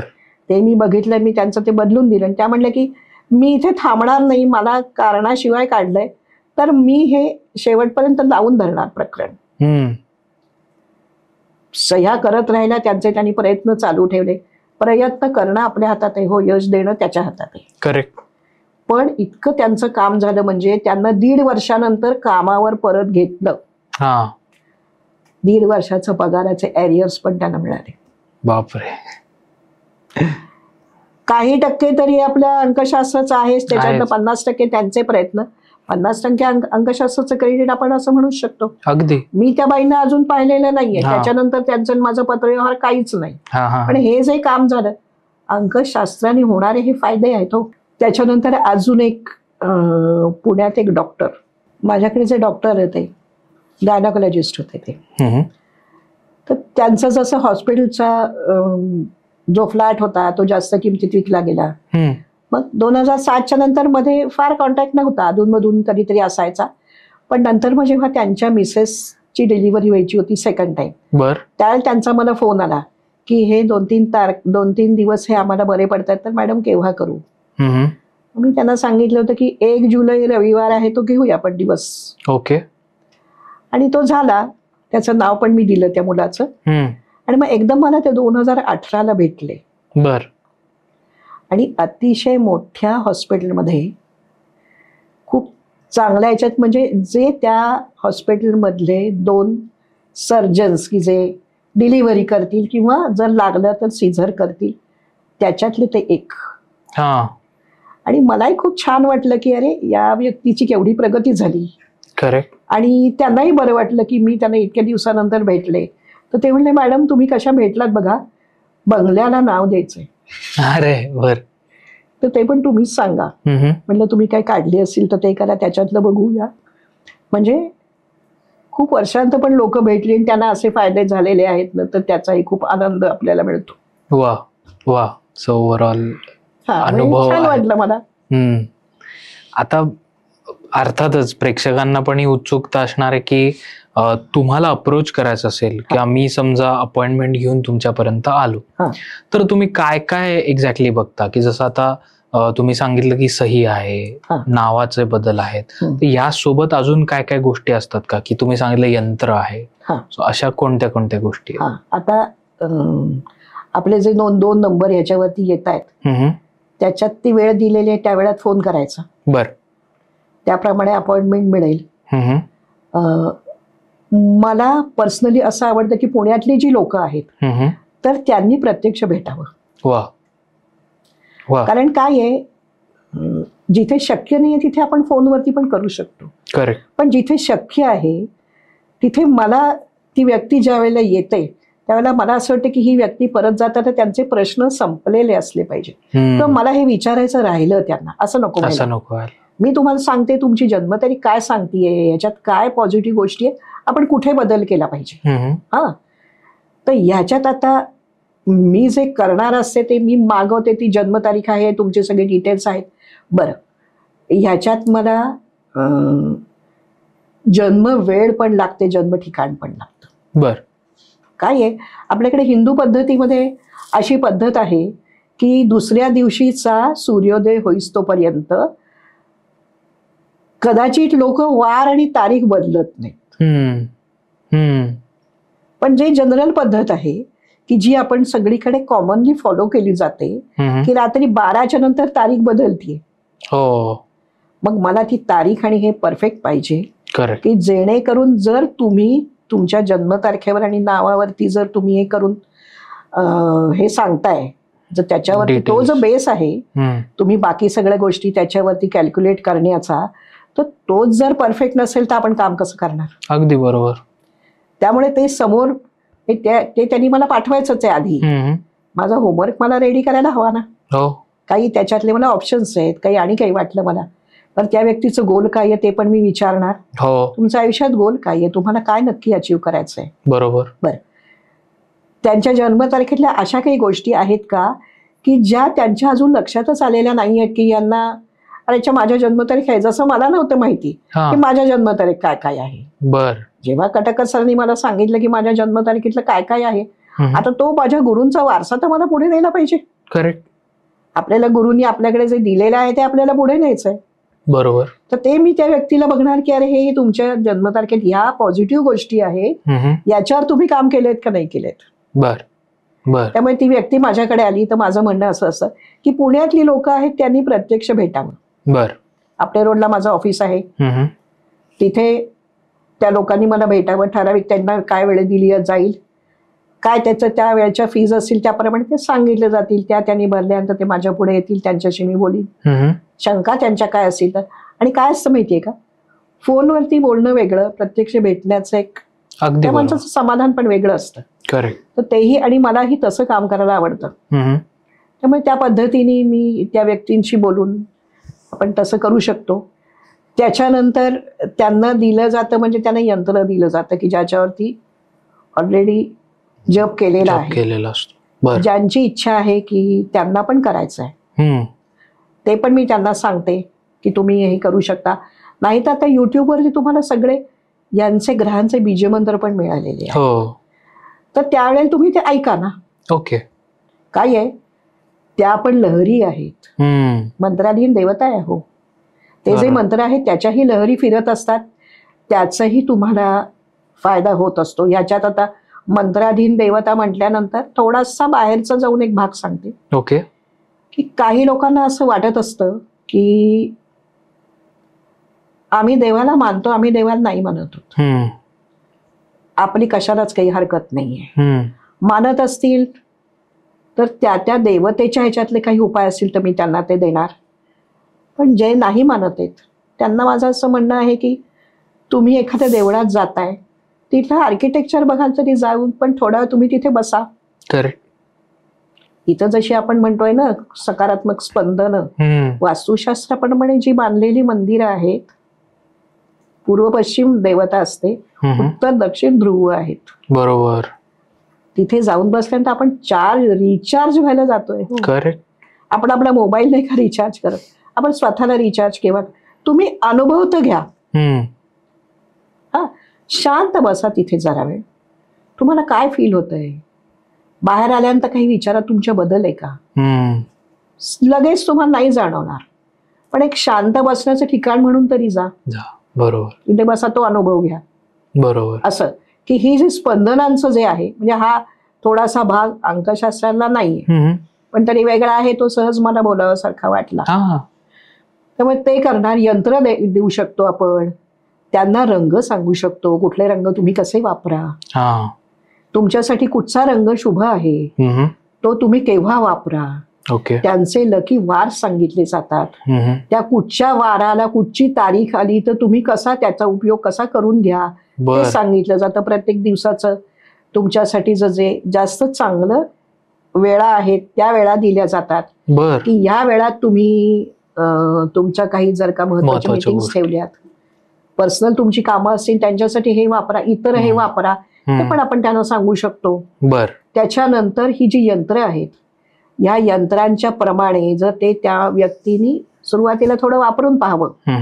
हा जप ऑलरेडी केलेला आहे पण त्यांना करायचं असलं तर अजूनच चांगलं. तर ते केल्यानंतर जर बरं वाटलं, तसं आता मी ज्याचं या मुलीचं सांगितलं तसं त्या ह्याच्यात सांगू शकतो आपण की अरे ह्याची अंगठी करा, कुठल्या बोटात घाला, केव्हा घाला, हे सांगू शकतो आपण, विश्वास असेल तर. हा त्याच्यात एक महत्वाची गोष्ट आहे की तुम्ही कुठचीही गोष्ट जेव्हा करता किंवा हे तुम्हाला मी हा जो उपाय देणार आणि काही करणार त्याच्यावर पहिल्यांदा श्रद्धा ठेवा. खूप लोक जगातले उपाय करतात, सगळ्यांनाच होतो का फायदा? असं नाही. कोणाला फायदा होतो? तो श्रद्धा ठेवून करत राहतो. बरोबर. काय आहे, तुम्ही किती करता ही गोष्ट पेक्षा सुद्धा तुम्ही रोज करता आणि श्रद्धा ठेवून करता, याला महत्व जास्त आहे. अगदी बरोबर. हो की नाही? काय आहे, तुमची एखादी देवावर श्रद्धा आहे, कोणी म्हणतं आम्हाला नाही माहिती, आमचं कुलदैवत नाही माहिती, आणि काय आहे कुलदैवत आणि कुलदैवताचं तुम्हाला करायचंच आहे. म्हणजे मी हे सांगणार आहे की तुम्ही जेव्हा मी तुम्हाला लिहायला सांगते ना, तुमची कुलदैवीन कुलदैवत त्याचं तुम्ही स्मरण करा. कारण तुम्ही त्या फॅमिलीतले आहात. करेक्ट. त्यांचं स्मरण करून तुम्ही करता तेव्हा ते तुम्हाला तिथे यश द्यायला उभे आहेत, किंवा तुम्ही जे प्रयत्न करताय त्या प्रयत्नांना यश द्यायला ते तुम्हाला प्रयत्न करणारच आहेत. करेक्ट. तुमचे एफर्ट्स रोज पाहिजेत. बरं, थेंबे थेंबे तळे साठे पाहिजे आपल्याला. तुम्ही एकच दिवस खूप करताय आणि एक दिवस नाही असं नाही, तुम्हाला कन्सिस्टंटली केलं पाहिजे. बरोबर. तुम्हाला नाही कुलदैवत तुमचं माहिती, तुमचा इष्टदेव तरी काहीतरी असणार आहे. बरोबर. इष्टदेव कसा शोधायचा? समजा तुम्ही काहीतरी खूप अडचणीत आहात, तुम्हाला कुणाची आठवण येते? कुणाला गणपतीची आठवण येते, म्हणजे गणपती त्याचा इष्टदेव आहे. मग फार मोठं काहीतरी तुम्ही करा असं म्हणणं नसतं बाप्पाचं, पण कन्सिस्टंटली तुम्ही त्याची आठवण काढा. रोज एक नमस्कार करा. करेक्ट. किंवा त्या देवतेचं एखादं स्तोत्र असतं काहीतरी, का गणपतीचं आपण म्हटलं संकटनाशक स्तोत्र आहे, जर तुम्हाला ते पाठ झालं, 1 मिनिटही लागत नाही ते म्हणायला, रोज म्हणा, साठवत राहा ना. जसं बँकेचं खातं असतं आपलं, तसं हे पण खातं आहे. बरोबर. तुम्ही जेव्हा परमेश्वराकडे काहीतरी आळवणी करता किंवा अशा याच्यासाठी तुम्ही म्हणता, त्याला तो म्हणतो की मी तुझ्यासाठी करणार आहे, पण कुठल्या खात्यातलं पुण्य मी वापरू, असं होऊ शकतं ना. तर तुम्ही रोज करत राहा, तुमच्या तिथे जमा करत राहा, तुम्हाला प्रॉब्लेम नाही येणार. किंवा आला तरी मिनिमम येईल, कारण तो आपला भोग आहे, तो तेवढाच भोगायचा आहे आपल्याला. प्रारब्ध हे भोगूनच संपवायला लागतं, म्हणून ह्याला प्रारब्ध अंक म्हणतात. तुम्हाला ते भोगून संपवायचं आहे. जसजसं ते तुमचे हे कमी होत जातं तसतसे तुम्हाला फायदे दिसत जातात. करेक्ट. त्यामुळे तुम्ही रोज जे कराल तुम्ही श्रद्धा ठेवा आणि रोज करा, त्याचा तुम्हाला फायदे मिळतील. तर हे सगळे तुम्हाला, हे सुद्धा एक प्रकारे समुपदेशनच आहे की जे आम्ही सांगतो की नका विश्वास ठेवू, पण ही गोष्ट करून तर बघा तुमचा फायदा होतोय का. करायला लागल्यानंतर माणसाला त्याचा परिणाम कळतो. करेक्ट. हे दिलं जातं. त्याच्यानंतर कदाचित मी अंकशास्त्रातले हे जे बाकीचे यंत्र आहेत किंवा आणि काही आहे, नवग्रहाचं सुद्धा यंत्र आहेच बरं का. बरोबर. पण त्याच्यात जोडीला मी एक खूप मोठा ह्याच्यामध्ये असं म्हणते की जे फ्लॉवर थेरपीचं जे मी करते, माणसाला कुठच्याही ठिकाणी जर प्रॉब्लेम आला तर काही वेळेला तो इतका हल्लेला असतो की त्याला त्याच्या एक मानसिक ठेवण त्याची जी आहे किंवा ते एक ठराविक असं की मी प्रयत्न केला तर मला ह्याच्यामध्ये यश मिळू शकेल इथपर्यंत आणायचं, तर तिथे मी त्या फ्लॉवर थेरपीचाही पहिला वापर करते की तू शांत हो, पहिल्यांदा प्रॉब्लेम तर आपण सोडवूच, आणि बरं ह्याला अजिबातच साईड इफेक्ट्स नाही आहेत. ओके. हां, आपण जे शिकलोय त्याचा कुठेही तुम्ही वापर करूच शकता. त्यामुळे तो शांत झाल्यानंतर त्याचा एक विश्वास बसतो की इथे आपण करायला लागूया.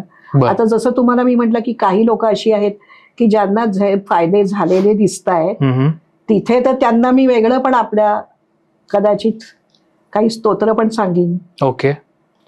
कदाचित मी याच्यामध्ये काही पोथीतला काही थोडासा भाग वाचायला सांगेन. बर बर.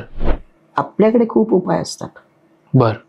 त्यांना काय घ्यायचंय, त्यांचा कुठे विश्वास आहे त्यावर त्याच्याप्रमाणे आपण सांगू शकतो. वा वा. सो अशी ओव्हरऑल प्रोसेस आहे. हा. बर. आता पण आणि वाटलं तर फोनवरती पण मी बोलू शकते, तसा प्रश्न व्हिडिओ नाहीये. कॉलवर. साधा कॉल, व्हिडिओ कॉल, काहीच हरकत नाहीये. ओके. आता चेन्नई वगैरे जी मंडळी असतात व्हिडिओ कॉलवरती चालतच आहे. Correct correct. आणि कुठूनही फोन येतात आपल्याला, की असं काही नाहीये. तसं नाही पुण्यात येऊ शकत आहे, पण हा उपाय आपल्या हात. बरं, आता करोनाने तर आपल्याला इतकं शिकवलंय करेक्ट. व्हिडिओ की आपण आपल्या ठिकाणी एका ठिकाणी बसून पण आपण खूप काम करू शकतो. Correct correct. सो ऑफलाईन सुद्धा आहे, ऑनलाईन सुद्धा आहे. हो, आणि डिस्क्रिप्शन मध्ये नंबर दिलेले आहेत आणि त्याच्या वेळा पण दिलेल्या दिले. सो त्याप्रमाणे तुम्ही कॉन्टॅक्ट करू शकता. ताई, आता आपण कसं आहे, पॉडकास्टच्या थोडं शेवटी आलेलो आहे आणि जाता आता एवढ्या तुम्ही गोष्टी करता, सो अर्थातच लोकांना रेमेडीज पण आवडतात ऐकायला. सो आमच्या प्रेक्षकांसाठी प्लीज जाता आता तुम्ही काही रेमेडीज सांगा. सांगते ना. आता याच्यात काय आहे, आपण जे म्हटलं ना की विश्वास ठेवून तुम्ही करा. बरोबर. कुठचीही रेमेडी आपल्याला करायची तर आपल्याला त्याच्यावर पहिल्यांदा विश्वास ठेवायचा. आता ह्याला काय म्हटलं जाते माहितीये का, की आपण पॉझिटिव्ह माइंडसेटने पुढे जायचं. हा, की हे मी करणार आहे तर मला ह्याचा फायदा होणार आहे. करेक्ट. मॅनिफेस्टेशन तर आता म्हणतं की मला फायदा झालाय असं तुम्ही समजा. हो हो. पण याच्यात काही उपाय जे असे आहेत, जर समजा नातेसंबंधातला आहे, हा काही ओव्हरनाईट विषय आहे का? नाही. पण त्याच्यात सुद्धा महत्वाचा भाग असा आहे की दोघांचं एकमेकांशी छान जुळण्यासाठी तुमच्या नावाच्या स्पेलिंग मध्ये थोडासा बदल करून ती स्पंदनं दोघांची जुळवून दिली आणि त्यांना सांगितलं की थोडा थोडा जरा सूर खाली घ्या आणि थोडे दिवस थांबूया आपण, तर त्यांच्यात चांगले बदल झालेले दिसलेच आहेत आपल्याला. ओके. आता समजा पैशाच्या बाबतीत तुम्ही काय म्हणता की तुम्हाला समृद्धी हवी आहे, तर समृद्धी काही तुमच्या घरासाठी फक्त पैशाचीच आहे का? नाही. पैसा हे एक साधन आहे, पण तुम्हाला तुमच्या घरामध्ये धान्य धुन्य ह्याची पण कमी नाही होता कामा, किंवा तुम्हाला आपण म्हणतो की दूध दुभतं ह्याची पण कमी नाही व्हायला पाहिजे. घरातल्या सगळ्यांना सगळं व्यवस्थित मिळालं पाहिजे. करेक्ट. तर याच्यात एक महत्वाचा उपाय असा आहे की तुम्हाला जर धनधान्य खूप तुम्हाला पाहिजे असेल किंवा घरात सुबत्ता म्हणतो आपण तसं, तर काचेचा एक उंच ग्लास घ्यायचा आहे, काचेचा. त्याच्यामध्ये सगळ्या प्रकारची थोडी थोडी धान्य घाला. ओके. आणि सोनेरी रंगाचं आपलं असलेलं एक नाणं, 5 रुपयाचं समजा, सोनेरी दिसणारं आहे, साधं नाही, सोनेरी, छान स्वच्छ करून त्याच्यावरती ठेवलं आणि ते सोनेरी फडक्याने तुम्ही झाकलं. बर. ते घरात ठेवून द्या कुठेतरी एका ठिकाणी जिथे मुलांचे हात पोचणार नाहीत, कोणीतरी त्याला सारखं जाऊन त्याच्यातलं काही कमी करणार नाही, अशा ठिकाणी तुम्ही ते ठेवा. बरं, ते सुद्धा आता वास्तुशास्त्राप्रमाणे तुम्ही दिशा करूच शकता. ओके.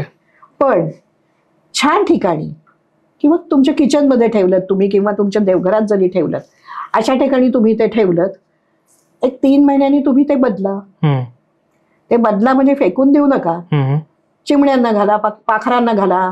बर. हे तुम्ही करा आणि ते तुम्ही जर हे केलं तर तुम्हाला धान्याची कमी नाही होत. बर. बरं, हा उपाय ज्यांचा केटरिंगचा व्यवसाय आहे किंवा जे असं काम जे केटरिंगच्या साठी करतायत, इतरांना काही आता कोरोनाच्या ह्याच्यात खूप लोकांनी असे घरून व्यवसाय सुरू केले, त्यांच्यासाठी उपयुक्तच आहे. करेक्ट. बरं, असे जे करणार असतील त्यांनी अन्नपूर्णेचा एक छानसा फोटो हा, तो लावायचा तुमच्या किचन मध्ये लावा ना. बर बर. ती दिशा बघून. ओके ओके साऊथ ईस्टला लावलात तर हरकतच नाही, ओके. कारण तिथे तुमचं किचन तिथेच येणार आहे ना. करेक्ट. त्यामुळे तुम्ही तिथे करू शकता. किंवा आपण याच्यामध्ये असंही म्हणू शकतो, आता दूध दुभत्यासाठीचं आपण जे म्हणत होतो, हो हो, दहीहंडी असते. हो हो, आपण जातो दहीहंडी बघायला. हा, ती दहीहंडी बघितल्यानंतर ती फोडतो आपण, तो प्रसाद घेतो. ज्या मटक्यामध्ये ते केलेलं आहे त्याचा एक खापराचा तुकडा आणून तुमच्या घरात ठेवा. बर. तुम्हाला तुमच्या घरात तरी दूध दुभत्याची कमी होणार. बर बर. हा पण एक उपाय आहे त्याच्यातला. त्याच्यानंतर तुम्हाला जर पैसे पाहिजे आहेत, 33 हा अंक, अंकशास्त्राच्या प्रमाणे जर आपण बघितलं, 33 हा अंक असा आहे की हा तुम्हाला भरपूर काही देणार आहे. बर. तर दिवाळीच्या दिवशी, लक्ष्मीपूजनाच्या दिवशी हे सोनेरी ह्याच्यामध्ये 33 हा अंक लिहून तुमच्या तिजोरीमध्ये ठेवा, तो पूजा करून. बर. सोनेरी याच्यामध्ये करायचा, 33 अंक लिहायचा आणि तुमच्या तिजोरीमध्ये ठेवायचा. पण याच्यात आणखीन एक गोष्ट अशी आहे की, पण हा उपाय फक्त ज्यांना मुलगी आहे तेच करू शकतात. बर.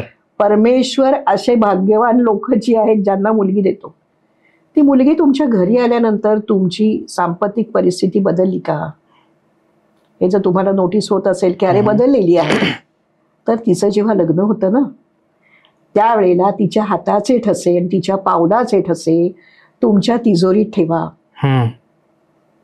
म्हणजे ती लग्न होऊन ती ज्या ठिकाणी गेली तिथे भरभराट तर होणारच आहे, पण तुमच्याही घरामध्ये जो योग आतापर्यंत चालू होता तो तसाच चालू राहणार आहे. म्हणजे तुमचीही भरभराट तिथे राहणार आहे. हे पण आपल्याला बघायला मिळतं. बरं, याच्यात जे रवी यंत्र आहे ते लक्ष्मीचं खरं यंत्र आहे. बर. हा, रवी यंत्राची गंमत अशी आहे की त्याची तुम्ही कशीही बेरीज केली तरी 15 येते. ओके. सरळ करा, आडवी करा, उभी करा, तिरकी करा, सगळ्याची बेरीज 15 येते. बर. हा, हे लक्ष्मी यंत्र आहे. हे आपण धंद्याच्या गल्ल्यात ठेवायला, घरी तुमच्या तिजोरीत ठेवायला, सगळीकडे तुम्ही हे यंत्र घेऊ शकता. ओके. त्या यंत्राचा वापर होऊ शकतो. त्याच्यावरती तुम्ही ती ठराविक ज्या पद्धतीने त्याची पूजा करायला पाहिजे. लक्ष्मी पाहिजे म्हटल्यानंतर तुम्हाला काहीतरी त्याच्यासाठी म्हणजे फुलं वाहता आणि काय हे करता, हे करून त्याची ठराविक ते सांगितलं जाईल. कुणाला कुठची तारीख, कुठची वेळ ती काढून त्यांना दिली जाईल. बरोबर. ते तुम्ही करू शकता. हा तुम्ही वापर करू शकता. हा पण एक उपाय होतो. Correct correct. करिअर साठीचा काही उपाय आहे याच्यात पण खूप महत्वाचा रोल प्ले करतं. तुम्हाला संधी काय मिळतात आणि त्याच्यासाठी सही काय आहे. बर बर. सो त्याच्यावरती ही आहे. काही खास तारखा आहेत की ज्याच्यातनं आपल्याला लक्षात येतं की या माणसानी ना आपली नोकरी ज्याची आणि व्यवसाय केला तर ह्याला जास्त चांगलं ठरेल. ते आपण सांगू शकतो की अरे इथे तुम्ही व्यवसाय करून बघा. काही वेळेला असं असतं की त्या माणसाकडे दोन्हीही कॅलिबर्स आहेत. बर. आता माझ्याकडे म्हणजे आता मी ज्यांचं एक 3 महिन्यापूर्वी काम केलंय, तर ते गृहस्थ असे आहेत की त्यांनी एक ठराविक प्रकारचं एक वेगळंच मशीन तयार केलंय. ओके. आणि त्यांना त्याच्यात काम करायचं आहे की अजून फायदा होईल, पण कुठेतरी असं त्यांच्या लक्षात येतं की मी एकटंच सगळं करतोय. पण सध्या आम्ही असं ठरवलंय, कारण मी जे लोकांच्या ह्याच्यात काम करते त्याच्यामध्ये मी त्यांना त्यांचं पुढचं शुभ वर्ष आहे, त्या शुभ वर्षात त्याचा वापर कसा करायचा ते त्यांचं वर्ष पण मी प्लॅन करून देते. आता आम्ही सध्या ठरवलं की 3 महिने थांबूया, नोकरी सोडायची नाही. त्याने आपल्या काय घर खर्चाचं हे सगळं सुरू राहील आणि दुसरं जे आहे ते जरा थांबायचं. पण ह्या वर्षाअखेरपर्यंत काय होते ते बघून आम्ही ते अशा पण काही गोष्टी आपण ठरवू शकतो. करेक्ट. काय करू शकतो. यंत्राचा उपाय आहे. त्याच्यानंतर तुम्हाला काही बाकीच्या जे मी म्हटलं ना की काही पोथीतलं काही असू शकतं, किंवा एखादं सांगेन मी की गुरुजींच्याकडनं तुम्ही काहीतरी करून, विश्वास जसा असेल त्याप्रमाणे. ओके. आपण त्याच्यावरती उपाय देतो. तर अंजलीताई, तुम्ही पॉडकास्टवर आलात आणि आपण एवढ्या सुंदर गप्पा मारल्या. पहिल्यांदाच बहुतेक अंकशास्त्राची हिस्ट्री, इतिहास हा लोकांसमोर आलेला असणार आहे. तर जाता जाता मला हे विचारायचं तुम्हाला की जेव्हा पण प्रेक्षक तुमची फ्रेम बघत असतील तर त्यात हे 2 ट्रॉफीज आम्हाला दिसतात, तर या काय आहेत नेमक्या हे आम्हाला सांगा. हो, आता इतके वर्ष मी ह्याच्यात जे काम करतेय, तर हे काम करताना एक स्फूर्ती देण्यासाठी म्हणून काही आपल्याला, आपण म्हणतो की काही अवॉर्ड्स आपल्याला मिळतात, काही त्याच्या ह्याच्यात जसं या बाकीच्या ह्याच्यातल्या ज्योतिष विशारद पासूनच्या डिग्रीज एक होत गेल्या, हा त्याच्यातल्या या सगळ्या बाकीच्या ह्याच्यातल्या शिवाय अंक ज्योतिष भूषण बर किंवा ज्योतिर्विज्ञान तपस्वी बर हे मिळालं. तसं ह्या 2 माझ्या ह्याच्यातल्या महत्वाच्या आहेत. म्हणजे हे जे आहे, ही जी तुम्हाला ट्रॉफी दिसते, हे मंदाश्री पुरस्कार बर जकातदार फाउंडेशनच्या कडून हा दिला जातो. पुण्यामध्ये त्यांचं फाउंडेशन आहे आणि ज्योतिष फील्डमध्ये खूप चांगलं काम जे लोक करतात ते दरवर्षी एका स्त्रीला आणि एका पुरुषाला अवॉर्ड दिलं जातं. तर हे मंदाश्री पुरस्कार मला 2021 ला मिळाला आहे. वा. आणि हे जे तुम्हाला दुसरं दिसतेय, हे न्यूमरोलॉजी क्वीन अवॉर्ड आहे. अरे वा. बर. आणि हे 2017 साली अहमदाबाद मध्ये कॉन्फरन्स भरली होती, ऑल विमेन्स ॲस्ट्रॉलॉजी, स्पिरिच्युअल, वास्तू, म्हणजे हे ऑकल्ट सायन्सेसचे आहेत, त्याच्यातली जी कॉन्फरन्स होती त्याच्यात मला हे न्यूमरोलॉजी क्वीन अवॉर्ड मिळालंय. वा वा. तर असं मध्ये मध्ये आपल्याला मिळत गेलं की काम करायला अजून उत्साह येतो. एक कौतुकाची थाप. त्या ट्रॉफीज आहेत. वा वा. आणि मला प्रेक्षकांनाही सांगावं वाटेल की आता मी एवढ्या गप्पा मारल्या, पण जर तुम्हाला कन्सल्टेशन घ्यायचं असेल ताईंचं, तर डिस्क्रिप्शनमध्ये नंबर्स दिलेले आहेत आणि त्याच्या वेळा दिलेल्या आहेत. सो त्याप्रमाणे तुम्ही अपॉइंटमेंट घ्या. पुण्यात असाल तर 1 to 1 भेटता येईल तुम्हाला ताईंना. पण जर तुम्ही पुण्याच्या बाहेर असाल किंवा भारताच्या बाहेर असाल तर तुम्हाला व्हिडिओ कॉल तर्फे कॉन्टॅक्ट करता येईल आणि तुम्हाला तुमची सही म्हणा किंवा न्यूमरोलॉजी रिलेटेड गोष्टी सॉर्ट आउट करता येतील. तर आजच्या आपला पॉडकास्ट रिलेटेड ताई, तुम्हाला सांगायचं आहे की पॉडकास्ट एंड करताना आम्ही फिस्ट बंपने पॉडकास्ट एंड करतोय. आमचं स्वीट टॉकचं रिच्युअल आहे आणि श्री स्वामी समर्थ म्हणतो. तर आजचा आपला पॉडकास्ट आपण एंड करूयात. श्री स्वामी समर्थ. श्री स्वामी समर्थ. Fist bump. श्री स्वामी समर्थ. श्री स्वामी समर्थ. धन्यवाद. धन्यवाद. मला बोलवल्याबद्दल खूप धन्यवाद. थँक्यू सो मच ताई. Thank you so much.